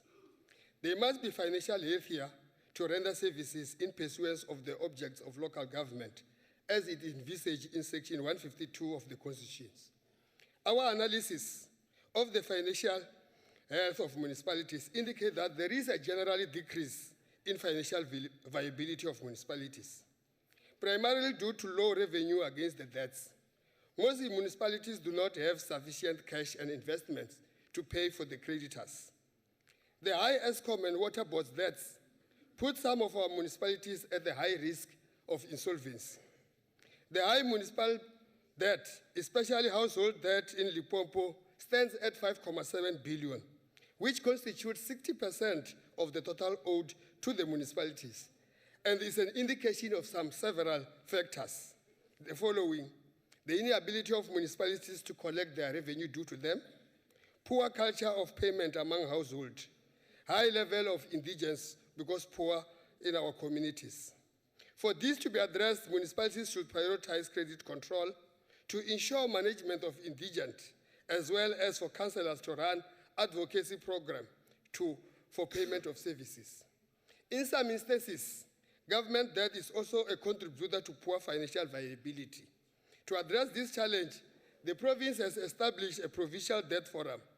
The introduction of the Limpopo Provincial Debt Forum, wherein municipalities, sector departments, government entities meet on a quarterly basis to assess the payment of government debts to municipalities, as well as to address several challenges, is bearing fruits. As a result of this initiative, the debt owed for municipal services has been significantly reduced, with challenges remaining in the Department of Education and Health, more especially our schools and clinics. This matter is being addressed to see how the issue can be resolved. The big challenge of the province is the increasing government debts on property rates. For example, the province is being owed almost 200 million, as at 31st March 2019. The main challenge of the province is that most government properties that are built in rural areas and are unregistered with the deeds office. Custodian departments acknowledge the properties but dispute paying municipalities due to their registration status. That will be disputed until properties are registered. This department is the Department of Public Works and Roads and Infrastructure, the Department of Agriculture and Rural Development and Land Reform. Our general plea as a sector is that government departments and entities should pay their outstanding debts and services within 30 days on the receipt of their invoice. Furthermore, the financial situation of some municipalities has also been worsened by the loss of money as a result of investment with the VBS, the Vendor Building Society, a mutual bank. They are negatively impacting service delivery. As a part of consequence management, the province acted swiftly by removing mayors of the municipalities where money was lost. The various municipal councils also instituted disciplinary action against officials suspected of wrongdoing. In some municipalities, implicated officials have been dismissed, while most municipalities' disciplinary process are still underway. Several lessons has been learned from this unfortunate situation, other than making noise about it. Poor oversight by legislative arm of municipalities must be enforced. Insufficient capacity of both municipality councillors and administration to ensure policies comply with relevant legislation. Need to urgent action by province and other oversight bodies in the cases of non-compliance. Part of our intervention in this regard include workshopping councillors on their oversight role and responsibilities. We are also putting much attention to the training of the members of municipal public accounts, the MPACs. On audit outcomes, the province has not been doing well on audit outcomes as we received no clean audit over the past 3 financial years. These negative audit outcomes are as a result of slow response by leadership and management in improving key internal controls, addressing risk areas such as key officials lacking appropriate competencies, poor implementation of audit remedial plans, and inadequate consequence for poor performance and transgressions. We, however, have municipalities that have consistently achieved unqualified audit opinion for the past 3 financial years, and they are the following: the Capricorn District Municipality, Skukune District Municipality, Tulamela, Mulemule, Maruleng.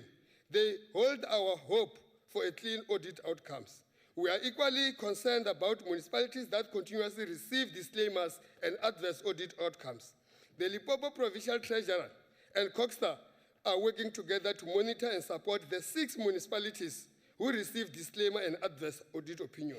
The majority of these fall within our distress category and are part of our provincial targeted support and intervention plan.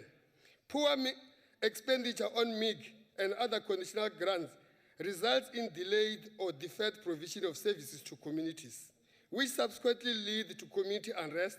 Some of these challenges are experiencing in this area are due to the following: insufficient attention to the development or review of critical sector plans to guide annual resource allocation, insufficient alignment of bulk and reticulation plans, more especially in the water provision, disruption of projects implementation by our communities, poor forward planning, and protracted supply chain management process.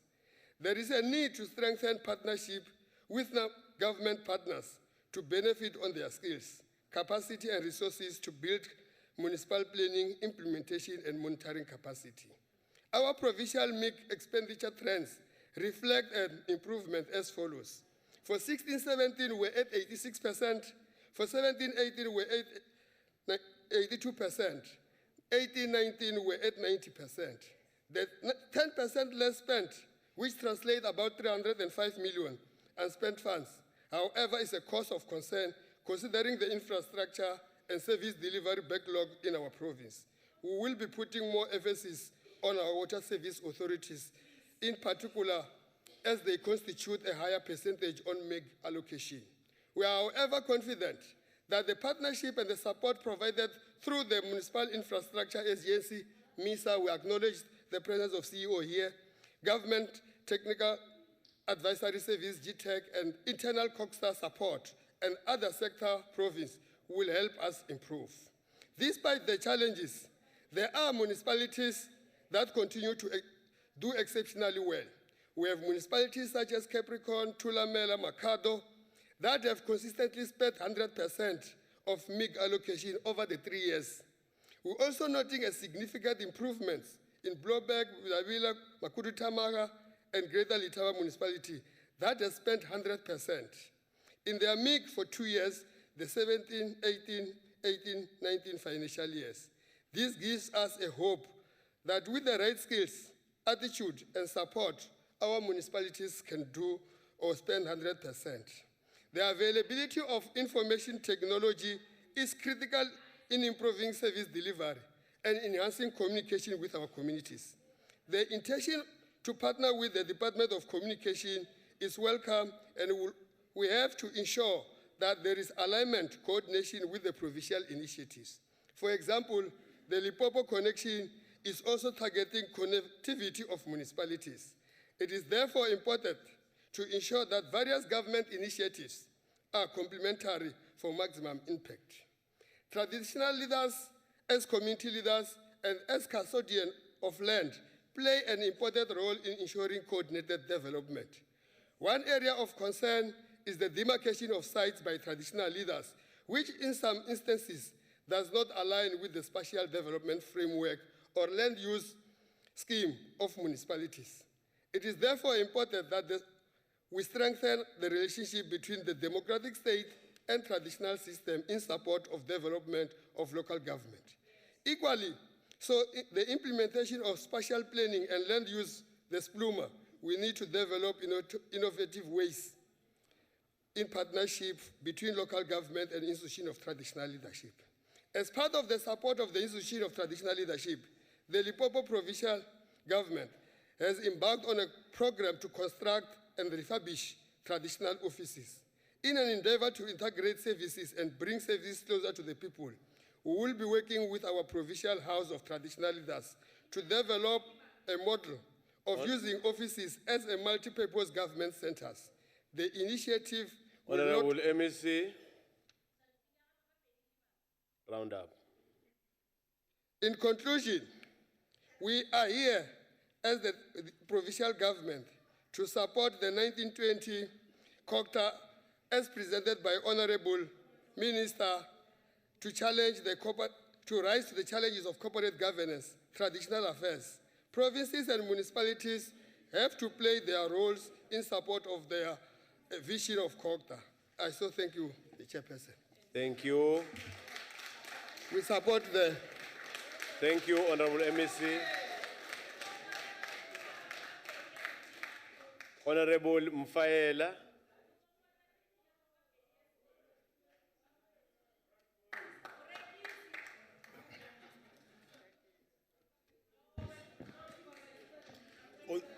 Honourable Chairperson,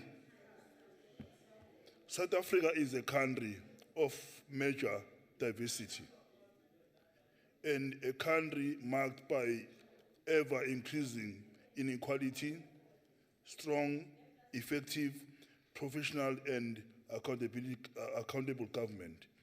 It is therefore critical if we are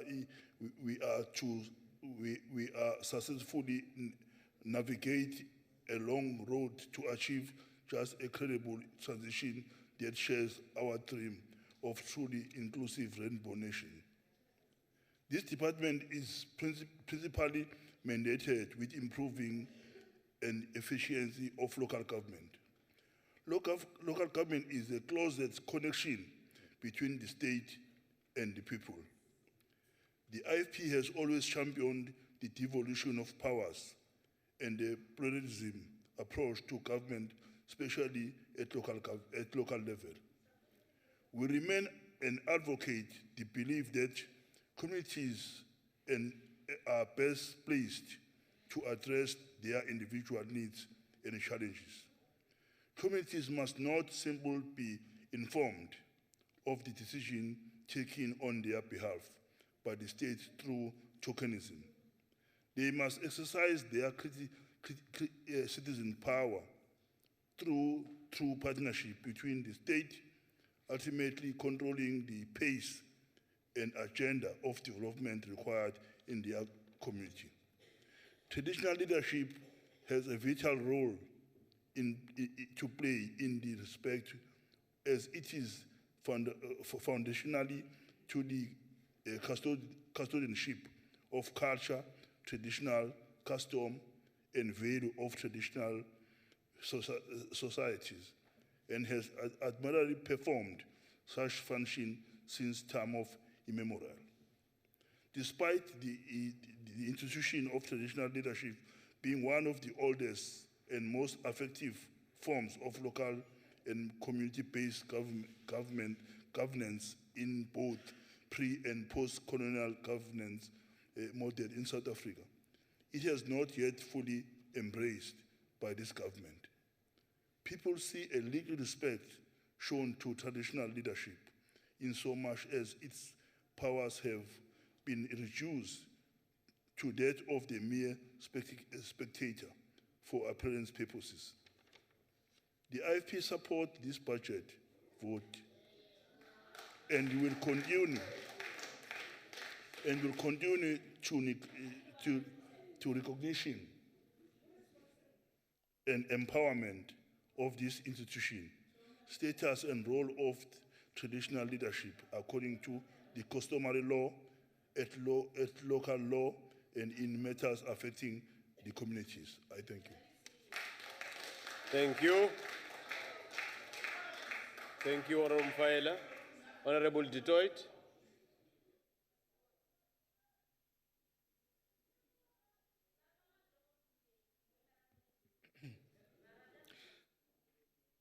Honourable Chair, Minister and members, the ANC government's greatest failure is the condition of our municipalities. Service delivery has collapsed, and most municipalities are dysfunctional, unsustainable, and even bankrupt. The ANC-led municipalities remain the most incompetent of all levels of government. Minister, your concession that there is currently a lot of anger and frustration by citizens and the trust in government is declining is spot on. Excuse. We can even go as far as to say that the destructive nature of service delivery protests, which is drastically increased, is indicative of the total loss of trust in government, who has, for more than 2 decades, failed to deliver on its promises. The Auditor General of South Africa, in his latest report, the 2017-2018 financial year, flags the lack of accountability as a major cause of poor local government audit results. Various local governments have been slow in implementing and in many instances even disregarded the Audit Office's previous recommendations. The AG's audit found that out of the 257 municipalities, only 18 of them managed to produce quality financial statements and performance reports, as well as complied with all key legislation, and thereby receiving clean audits. This is a regression from 33 municipalities that received clean audits in the previous year. Another finding is that the Auditor General, which is consistently alarming, that 907 million rand was spent by municipalities on consultants to assist the preparation of financial statements.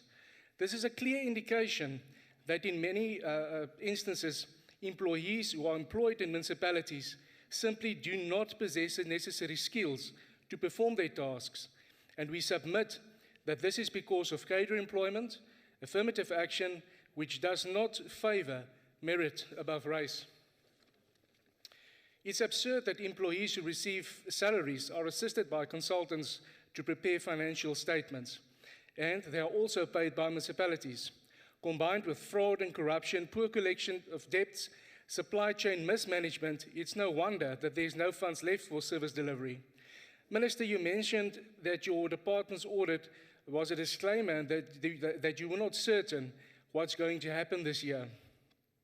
We welcome the fact that you mentioned that you will encourage municipalities to employ competent and capable people and that there should be consequence management. Unfortunately, we know that what this is, and it's supposed to happen without your encouragement.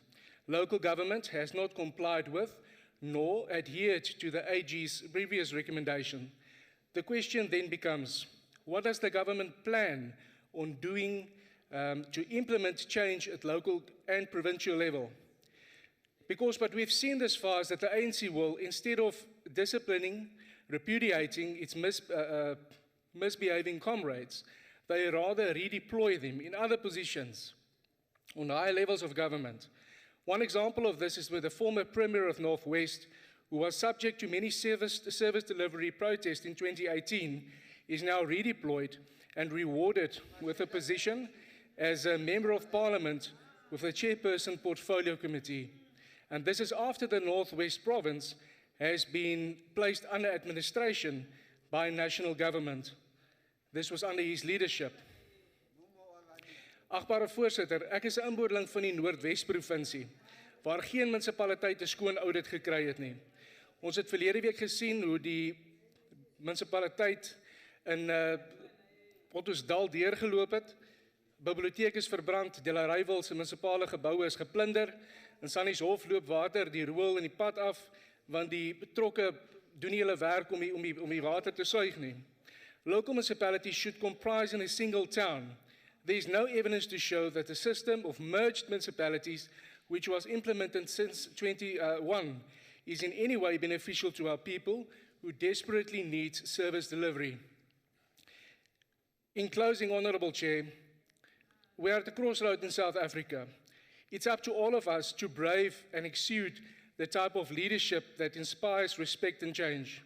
It's up to all of us to call out those who abuse power and to make them accountable. It's up to all of us to set an example of hard work and ethics. For this is only when that we will begin to see the change that we need in this country. Thank you. Thank you. The representative of Salga, Councillor Stofile.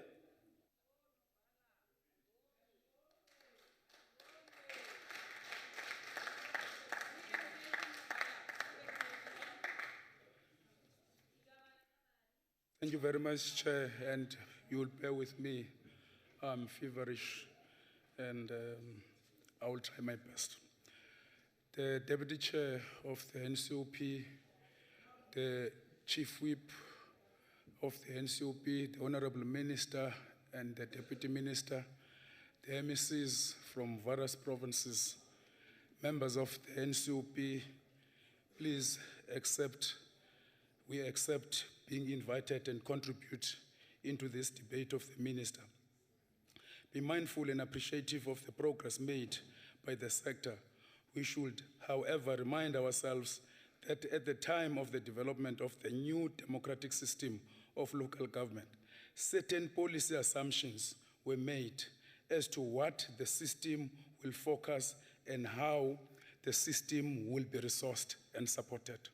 Chief amongst these, including the revenue-raising assumption that local government will generate more than 90% plus of recurrent expenditure. The current reality is that municipalities are under extreme cash flow constraints, with the aggregated year-to-date actual collection rate at 83.3%, with over 123 municipalities with less than 80% collection levels, and a further 75 municipalities with less than 60% collection level. The recent release from the Financial and Fiscal Commission 2020-21 Division of Revenue Submission under the Repositioning Local Government Public Finances argues that local government fiscal framework is not in synchronization with the constitutional mandate as of the sphere and requires renewal and rebuilding. In light of this FFC submission, where the white paper assumption realistically given the spatial amalgamation of vast rural and small urban areas in wall-to-wall context and the limited tax base of most of the rural areas now to be declared as municipalities. And I think we support the minister on the re-look on the funding model of the municipalities. It is our submission that fundamental in making municipality developmental is an urgent need to sort out some of the lingering challenges arising from the current fiscal framework. This must include consideration of the unsustainable and increasing debt owed to and by municipalities. Bold measures are needed to curb these debts, ensure municipality collects and better manage their customers, and national interventions are initiated to ensure that this growth debt situation does not undermine the solvency of the local government. These bold steps must include serious consideration in introduction of legislation that will allow, in particular, the writing off of bad debts. Realistically, uncollected debt against incentives such as the installation of prepaid meters to prevent reoccurrence. Chairperson, the second policy assumption made in 1998 by White Paper on Local Government is on the distribution of electricity. The White Paper cautioned then about the electricity distribution and reticulation. In this regard, the White Paper makes the following assumption. 1, in some municipalities, profits on electricity supply are used to cross-subsidize otherwise non-viable services. But many municipalities operate their electricity undertaking at a loss. However, the removal of electricity will affect the municipal asset space and thereby impact on credit ratings and borrowing ability. In this light hereof, that SALGA welcomes and appreciates the funding of the advisory panel and progress made by the Minister Task Team IMTT on electricity on this matter in attempting to resolve the current impact on ESCOM and municipalities, on structural and systemic problem facing municipalities. We hope that progress as led by the Minister of COGTA will bring conclusion on this matter. Chairperson, we are in agreement with the concern expressed by the Minister on the high number of municipalities currently under Section 139 administration, many more that are struggling. We again wish to reiterate that 1998 White Paper obligates the national and provincial spheres of government to provide support and capacity to the local sphere to perform their functions and discharge their obligations. It is our consideration view that not much has been done to diligently give effect to this, as we instead observe unprecedented state of inappropriate invocation of Section 139 interventions, some perpetual since 2004, whilst others have not been assisted with capacity since 2016. Instead, directly imposed with Section 139 intervention, even in instances where Section 154 support intervention would be the most appropriate type of intervention.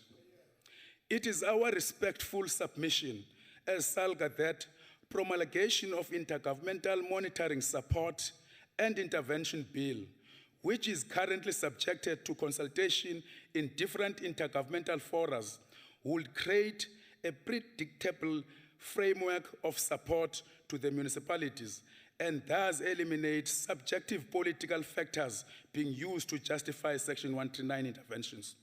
More so, the bill will introduce early warning system that will enable appropriate relevant support from national and provincial government. Chairperson, as I draw you to my final point, that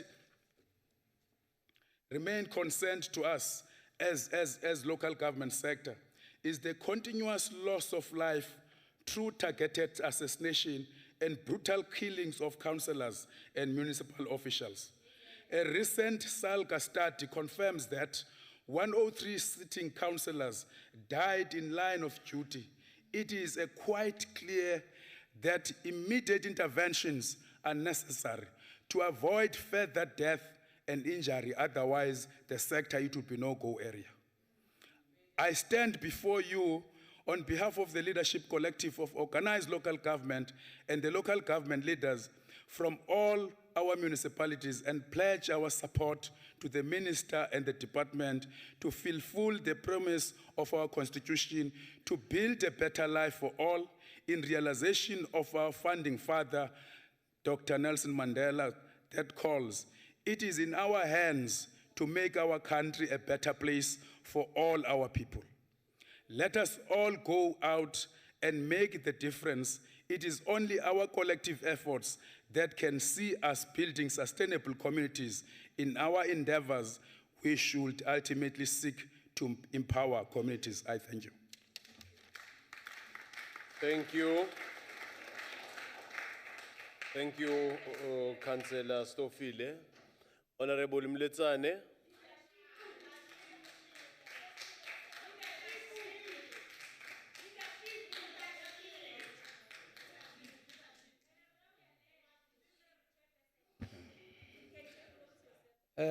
Honourable Minister, Honourable Chairperson, Honourable members, the delegates, fellow South Africans. Having listened to the presentation of the Honourable Minister, let me take this opportunity and speak a bit about the speech of the Honourable. I just want to give advice on what can be done to fix the problems across the local government. The solutions I will present are focused on tackling 4 key issues: corruption, incompetence, lack of funding, and the role of local government in economic development and service delivery. Honourable Minister, as we have said before, the provincial sphere of government in this country serves no real purpose. It is a strain on the national budget and must therefore be done away with. Throughout, there are examples of the importance of local government, but in South Africa, it continues to be ignored. The best example of this is our division of revenue bill.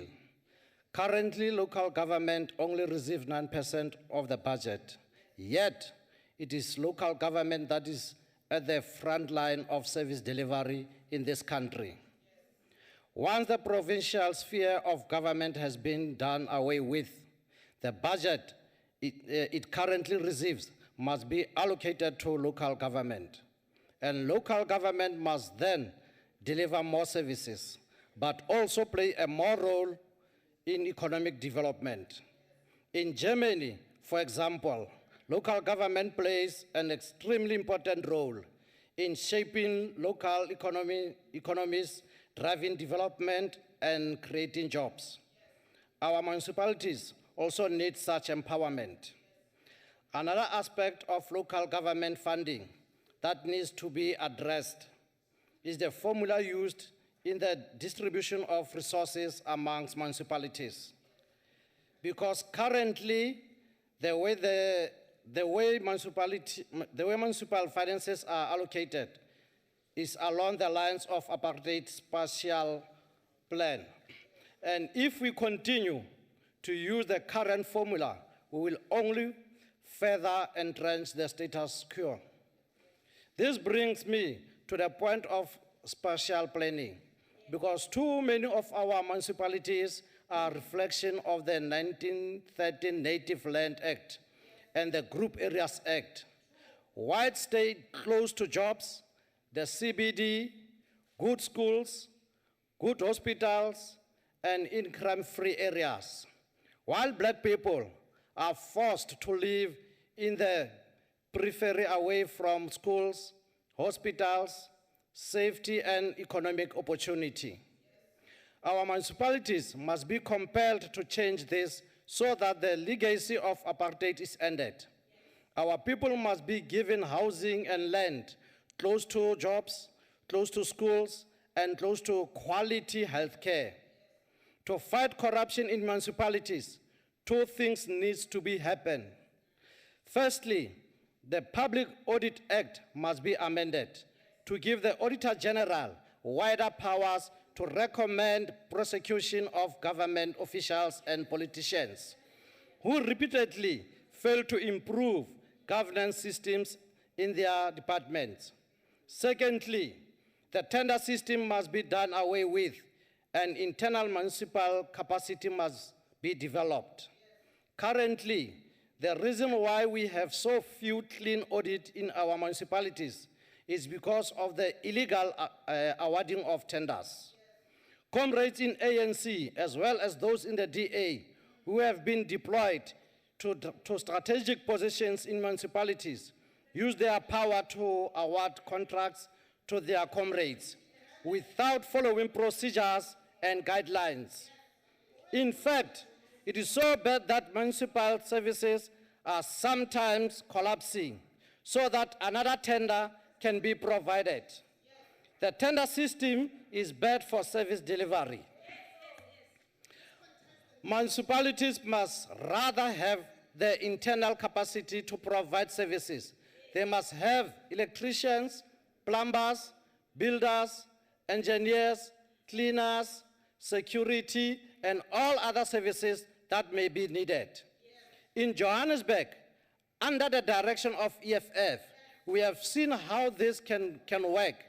And now hundreds of cleaners are earning double what they earned before, along with benefits and services are still getting delivered, proving that we do not need to outsource and use tenders. Paying workers properly salaries also improves their mood, attitude, and quality of the services they are able to deliver. One final that I want to raise before I close is the issue of utility bills. We currently have hundreds of thousands of poor South Africans who are unable to pay their utility bills for electricity and water, and are being threatened with having their electricity cut off.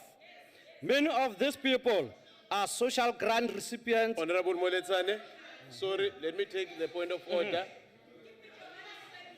Honourable Tutovu. I want to ask a member if he's willing to take a question. Because he's talking about Johannesburg. No, and Honourable Tutovu, no. Can I ask him a question? No. Honourable members, don't do that. No, don't do that. Don't assist. Let's ascertain. Honourable Moletsane, are you ready to take a question? No, I'm not ready. He can write it and send it to me. I will respond in writing. Take it.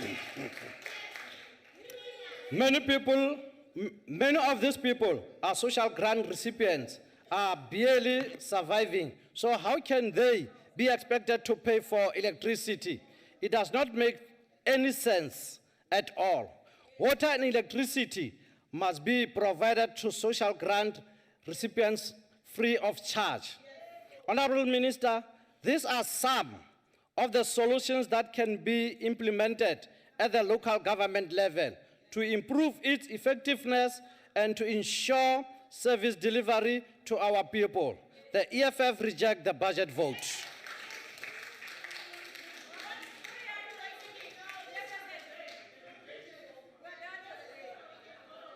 Can you take your seat? Can you take your seat? Honourable Baha.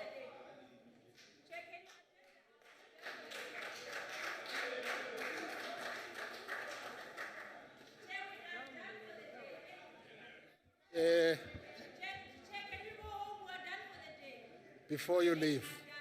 Chairperson. Honorable members, sorry, Honorable Pach. Honorable members, heckling is allowed, but you can't drown the speaker at the podium. So do it in a way that you will also be able to hear him at the podium. You are recognized, Honorable Pach. Thank you, Chairperson. Honorable Chair, honorable members, honorable Minister, Deputy Minister, fellow South Africans.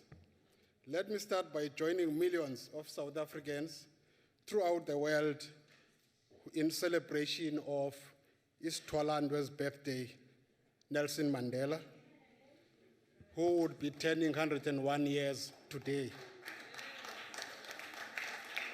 It is a celebration of humanity, reconciliation, and the creation of a better South Africa for all. It is quite befitting, therefore, to have this debate, as Madiba fought for the rights of the poor throughout his life, but the organization that he led fails to uphold and sustain his legacy. This state of municipalities or local government in general leaves a lot to be desired. Now, let me correct this. This is not about questioning the credentials of the minister, as it was not to create or talk about the credentials of Dr. Mkhize, who was before. I can't say much with the weekend special before Dr. Mkhize. That is Des van Rooyen. So we're not questioning how qualified the minister is. All that we want to do is to put the challenges of local government before this House and say that these are real challenges that need to be dealt with. That reality is this. 3 years ago, 54 municipalities had a clean audit, and today that number has decreased to a lousy 18 out of 257. That's the reality that we're putting. It doesn't talk about credentials. However, amongst the top performers in the Daylight Midvaal municipality under the stewardship of Executive Mayor Bongani Baloyi, it is one of the best run municipalities in the country. In fact, it is the best in Gauteng. It has had 5 consecutive clean audits.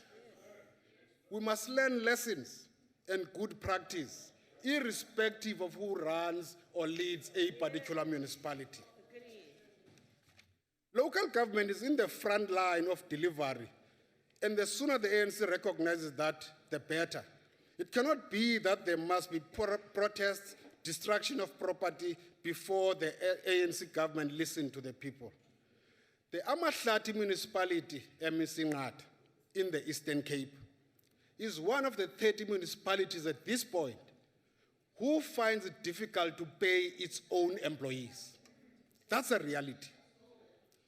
The second part of it, many municipalities are failing to contain sewage spillages. People are living like they are living in toilets. That's the reality and the state of our municipalities. 27 municipalities in Limpopo failed to improve on their audit outcomes, despite spending 177 million rands of taxpayers' money spent on consultants to help them with financial management, while not a single municipality in the Free State got a clean audit in terms of the Auditor General's report. That's the reality and the state of our municipalities. Irregular expenditure has risen to a value of 21 billion rands as we speak. A few years ago, the Manasseh Commission reported evidence of massive fraud and corruption in eThekwini municipality. To this day, not a single person was brought to book. Minister, the Department of Cooperative Governance and the Traditional Affairs received a disclaimer out of the Auditor General's report. How can you crack a whip on municipalities if the department itself is not in order?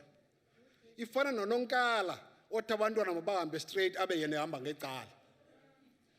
Decisive political leadership and clean governance is essential if we are to run or turn things around. Now, the chaos around the eThekwini Metro, where the mayor faces fraud and corruption charges, come to mind, It is necessary, therefore, for the ruling party to sort out its issues without those negatively affecting service delivery to the poor. The huge amounts of money owed to ESCOM by the municipalities require urgent resolution. Ordinary citizens are suffering, having to live without electricity, while some of them are paying loyally in terms of services that they are getting. That needs a speedy resolution. That kills local businesses under our suffering economic conditions, which we can't afford to lose any of the jobs that we're having. Minister, this is what you inherited in this department, and you are left with no choice but to try to find a solution. The VPS scandal must be mentioned, because you see, to the neglect of the Municipal Financial Management Act, mayors in Limpopo decided to go ahead and invest money in VPS, which is not a recognized bank in terms of the Bank Act of 1990. Some of ANC members are suspected to have received kickbacks while acting deliberately against the Municipal Finance Management Act. Honourable Baha, sorry, let me take Honourable Mima. Thank you, Honourable Chair. Is it parliamentary to mislead the House? Because the Honourable Member says that made reference to eThekwini Municipality and the Executive Mayor of eThekwini is on suspension. Honourable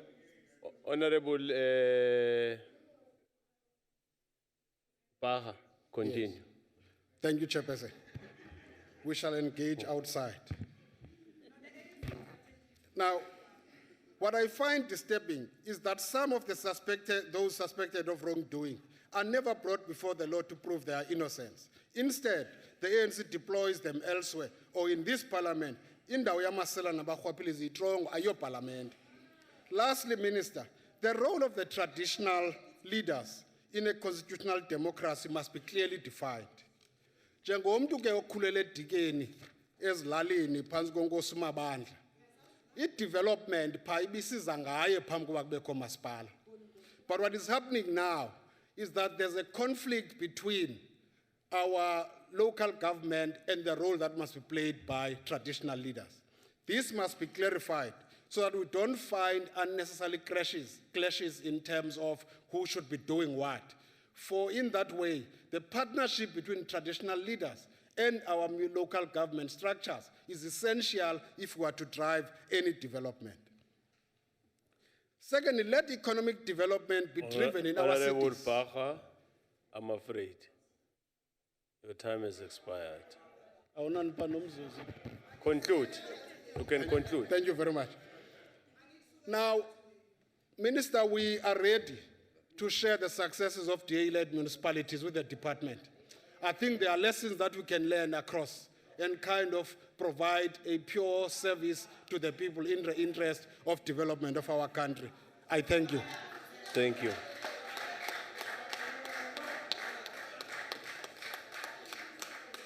Honourable Oia.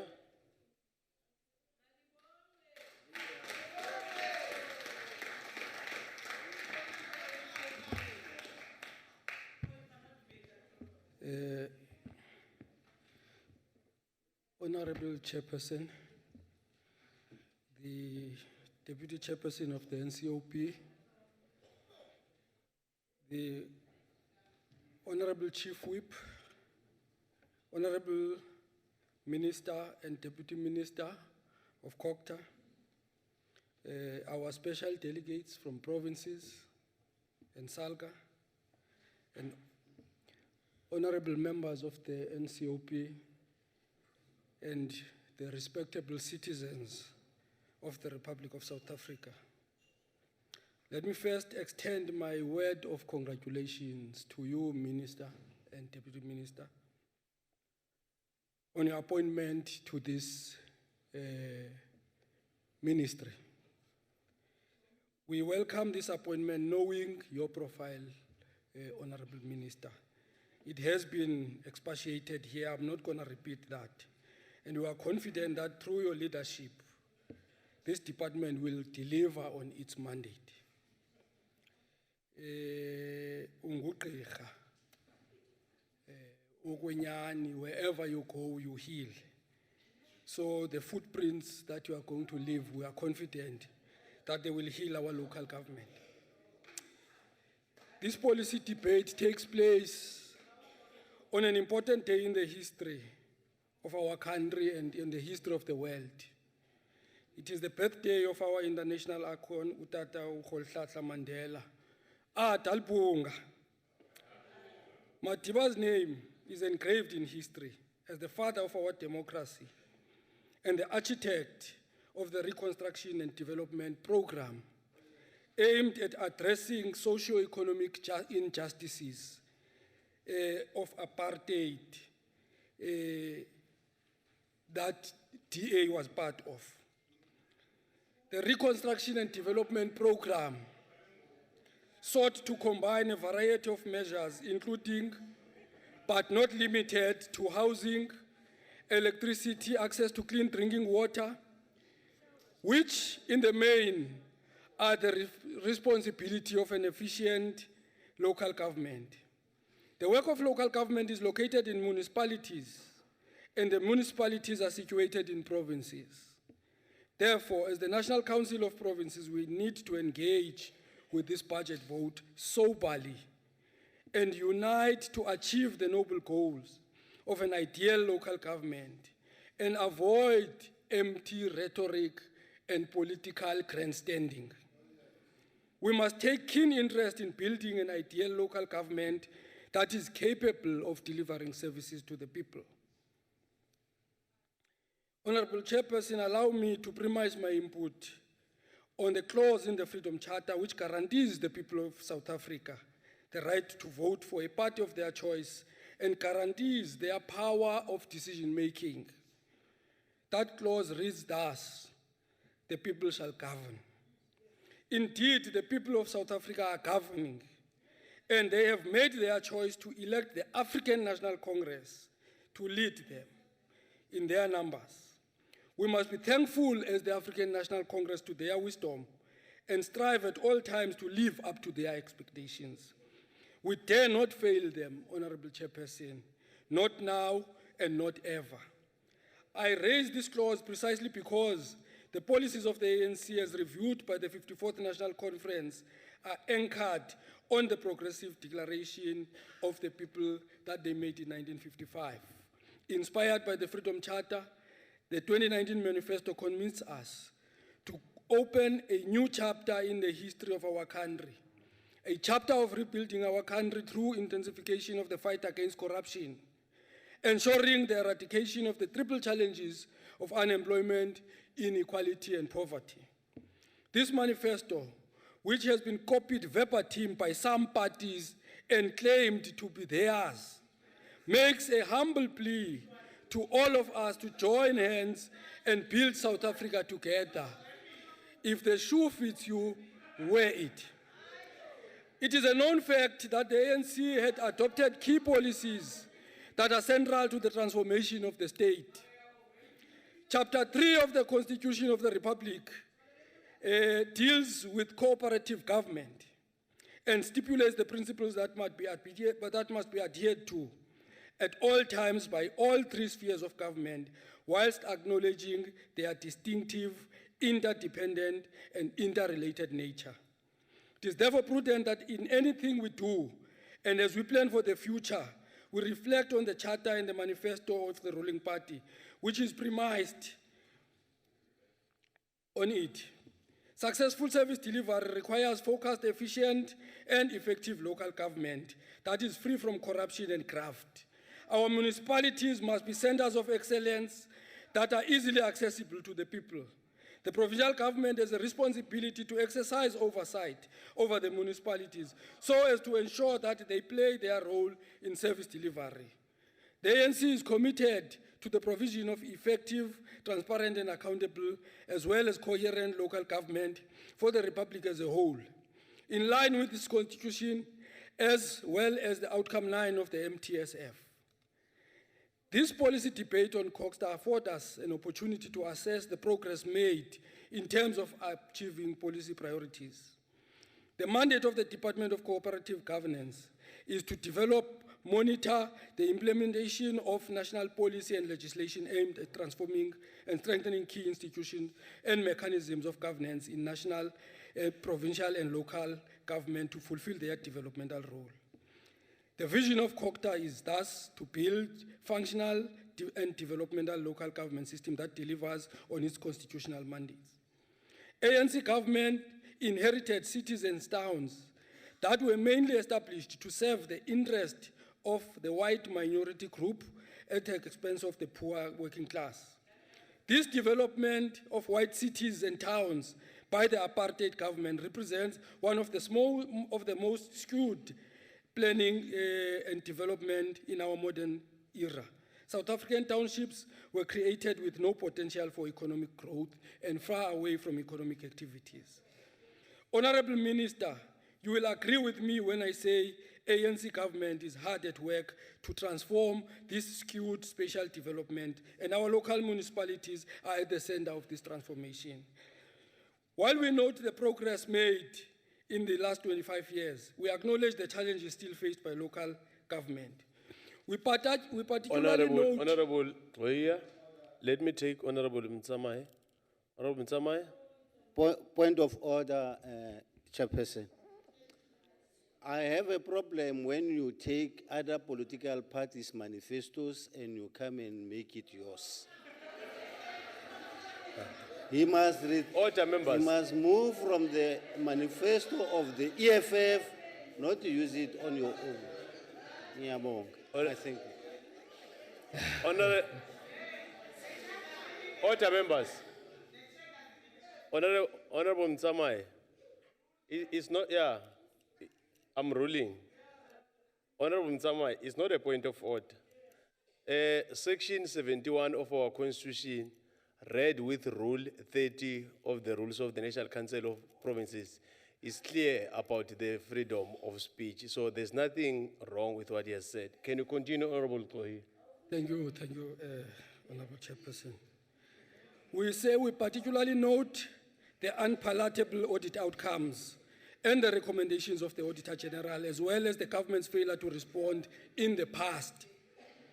Without going into the traumatic details and the negative impact it has on our communities, we instruct the Minister to act decisively in the implementation, to ensure the implementation of the AG's recommendations in defense of the working class and the poor who are denied services as the result of inefficiencies and corruption. Our municipalities must improve their capacity for revenue collection.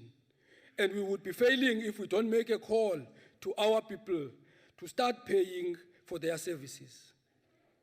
Thomas Sankara, the selfless liberator of Guinea-Bissau, spoke against and condemned corruption and called for stern action against corruption.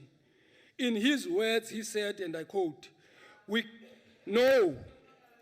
cannot be accomplices. No, we cannot go with those who suck our people's blood and live on our people's sweat, close quote. I therefore call on you, Honourable Minister, to act decisively to crush the monster of corruption in the municipalities in defense of our poor people as a whole. I further call on all those who claim to be representatives of the marginalized and the downtrodden to stop opposing the good and progressive program of the ANC in favor of none. Honourable Chairperson, in order to realize the effective and efficient local government, it is important to ensure that we make our local municipalities employers of choice. They must attract the best skills.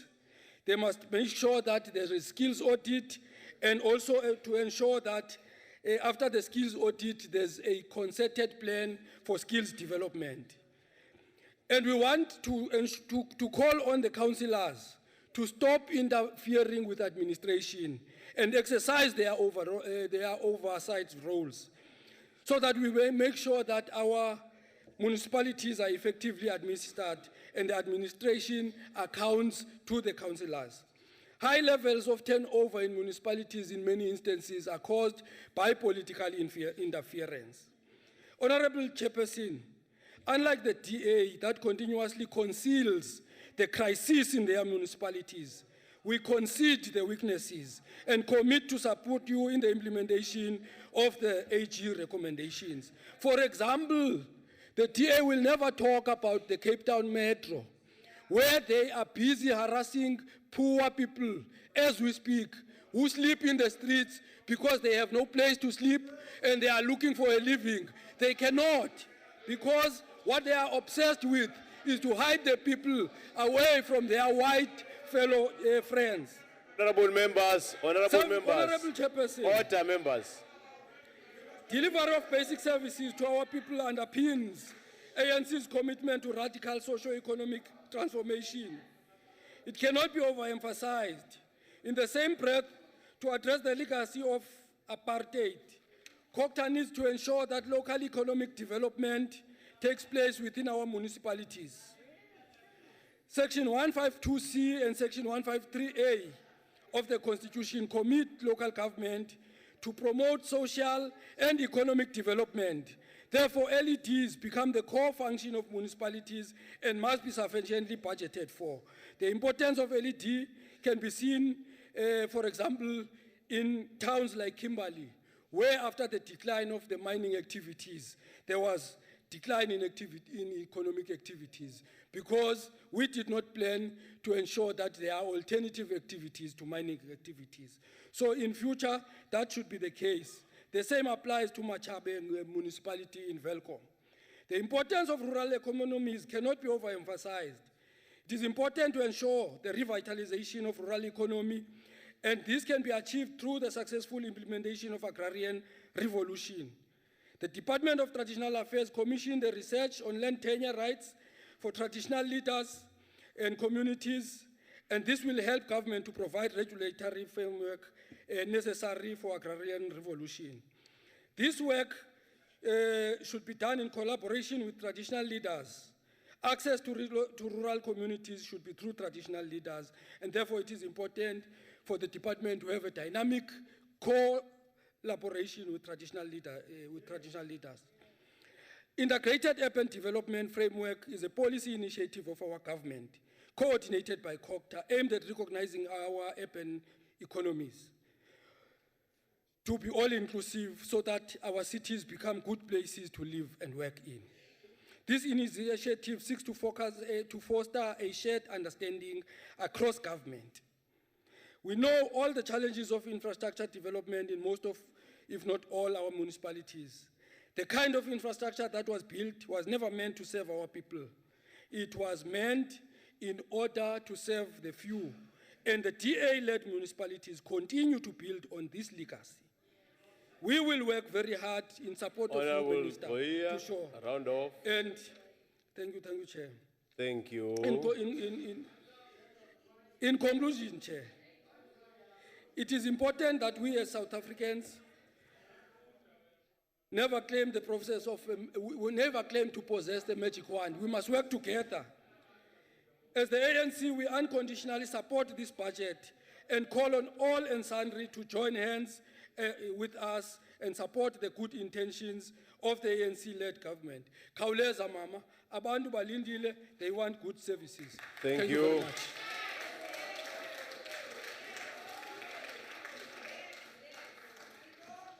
The Honourable Minister of Cooperative Governance and Traditional Affairs, Honourable Dlamini Zuma.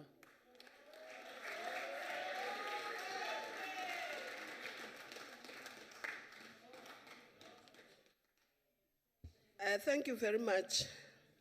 First, let me thank all of you who have participated in this debate and given lots of advice. And what we consider as good advice, we will take and implement. I want to thank the ANC for all the things they've said, and especially the MECs, because we are a team. I will be as good as the team. So we must work together, and I appreciate all the things that you have said. Because I don't have a lot of time, I won't go on them one by one. The other parties also have said some of the things that should be done. And I thank all of them. But I'm just puzzled with the EFF because you give good advice, but you deny us the means to implement your advice. Yes. You give us good advice, but you don't give us the budget to implement your advice. So how are we going to implement? How are we going to implement your advice if you don't give us the budget? So you are just as well saying, well, you don't care. If you don't give the budget, it means you don't care. You don't care about our people. Yes. So please, you must support the budget. You must support the budget. But I want to just say something that, beg your pardon? Order, members. Order, members. Honourable Chair, I would like to ask the Minister a question. Yeah, ask him. No, before you can ask. Honourable members, no, honourable members, in terms of the rule, you can't say you want to ask a question and ask the question. We must first ascertain whether the honourable member at the podium is ready to take the question. So, Honourable Minister, are you ready to take a question? I'm ready if you give me extra time.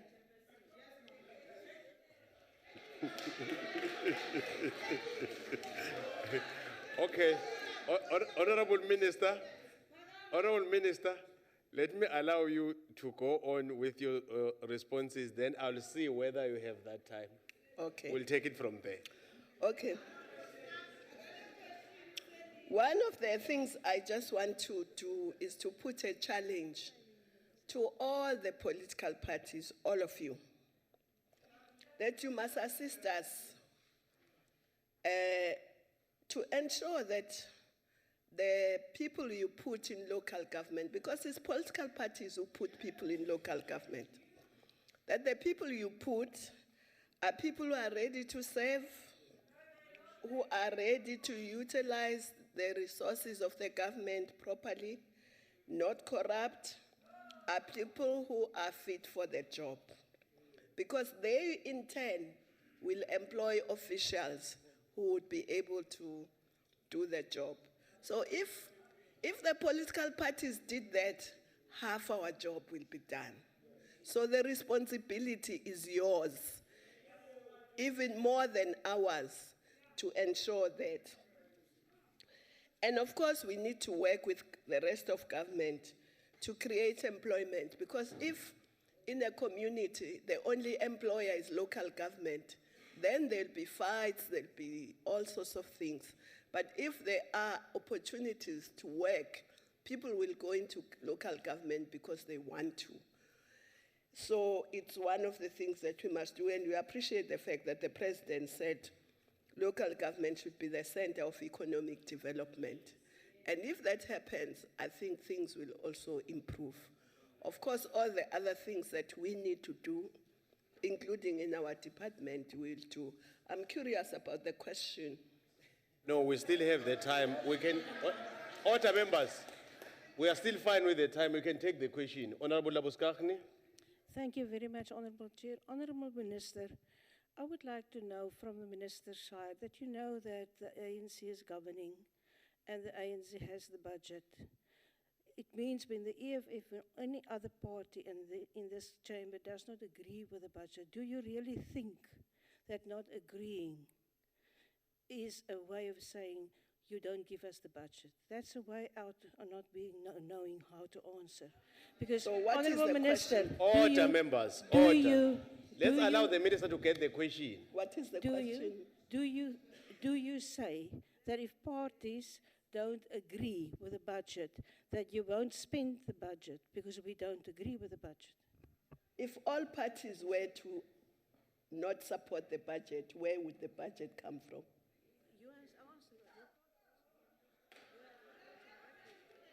So I can tell you that, no, you have asked your question. Wait for the answer. Honourable Labuskaghni. Honourable Let Skag. me answer her, Chair. Honourable Laboskagene, you have asked your question. Take your seat so that the minister can respond to your question. I thought she already responded. No, Honourable Laboskagene, we got the question. Let's allow the Okay. minister to deal with it. You know, the budget, Honorable Minister, is there, Honorable Member,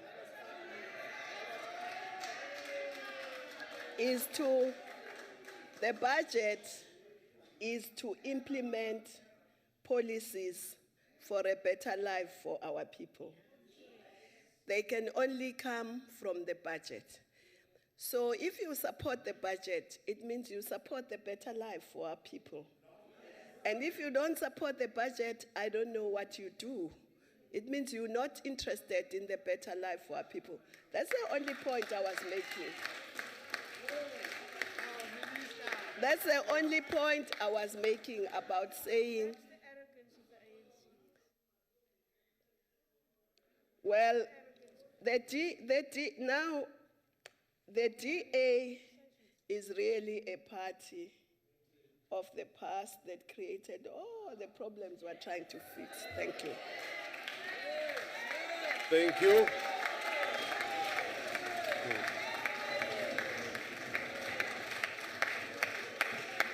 Thank you.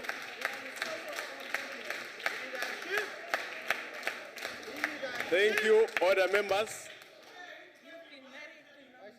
That concludes the business of the day. Honourable members, allow me to take this opportunity to thank SALGA,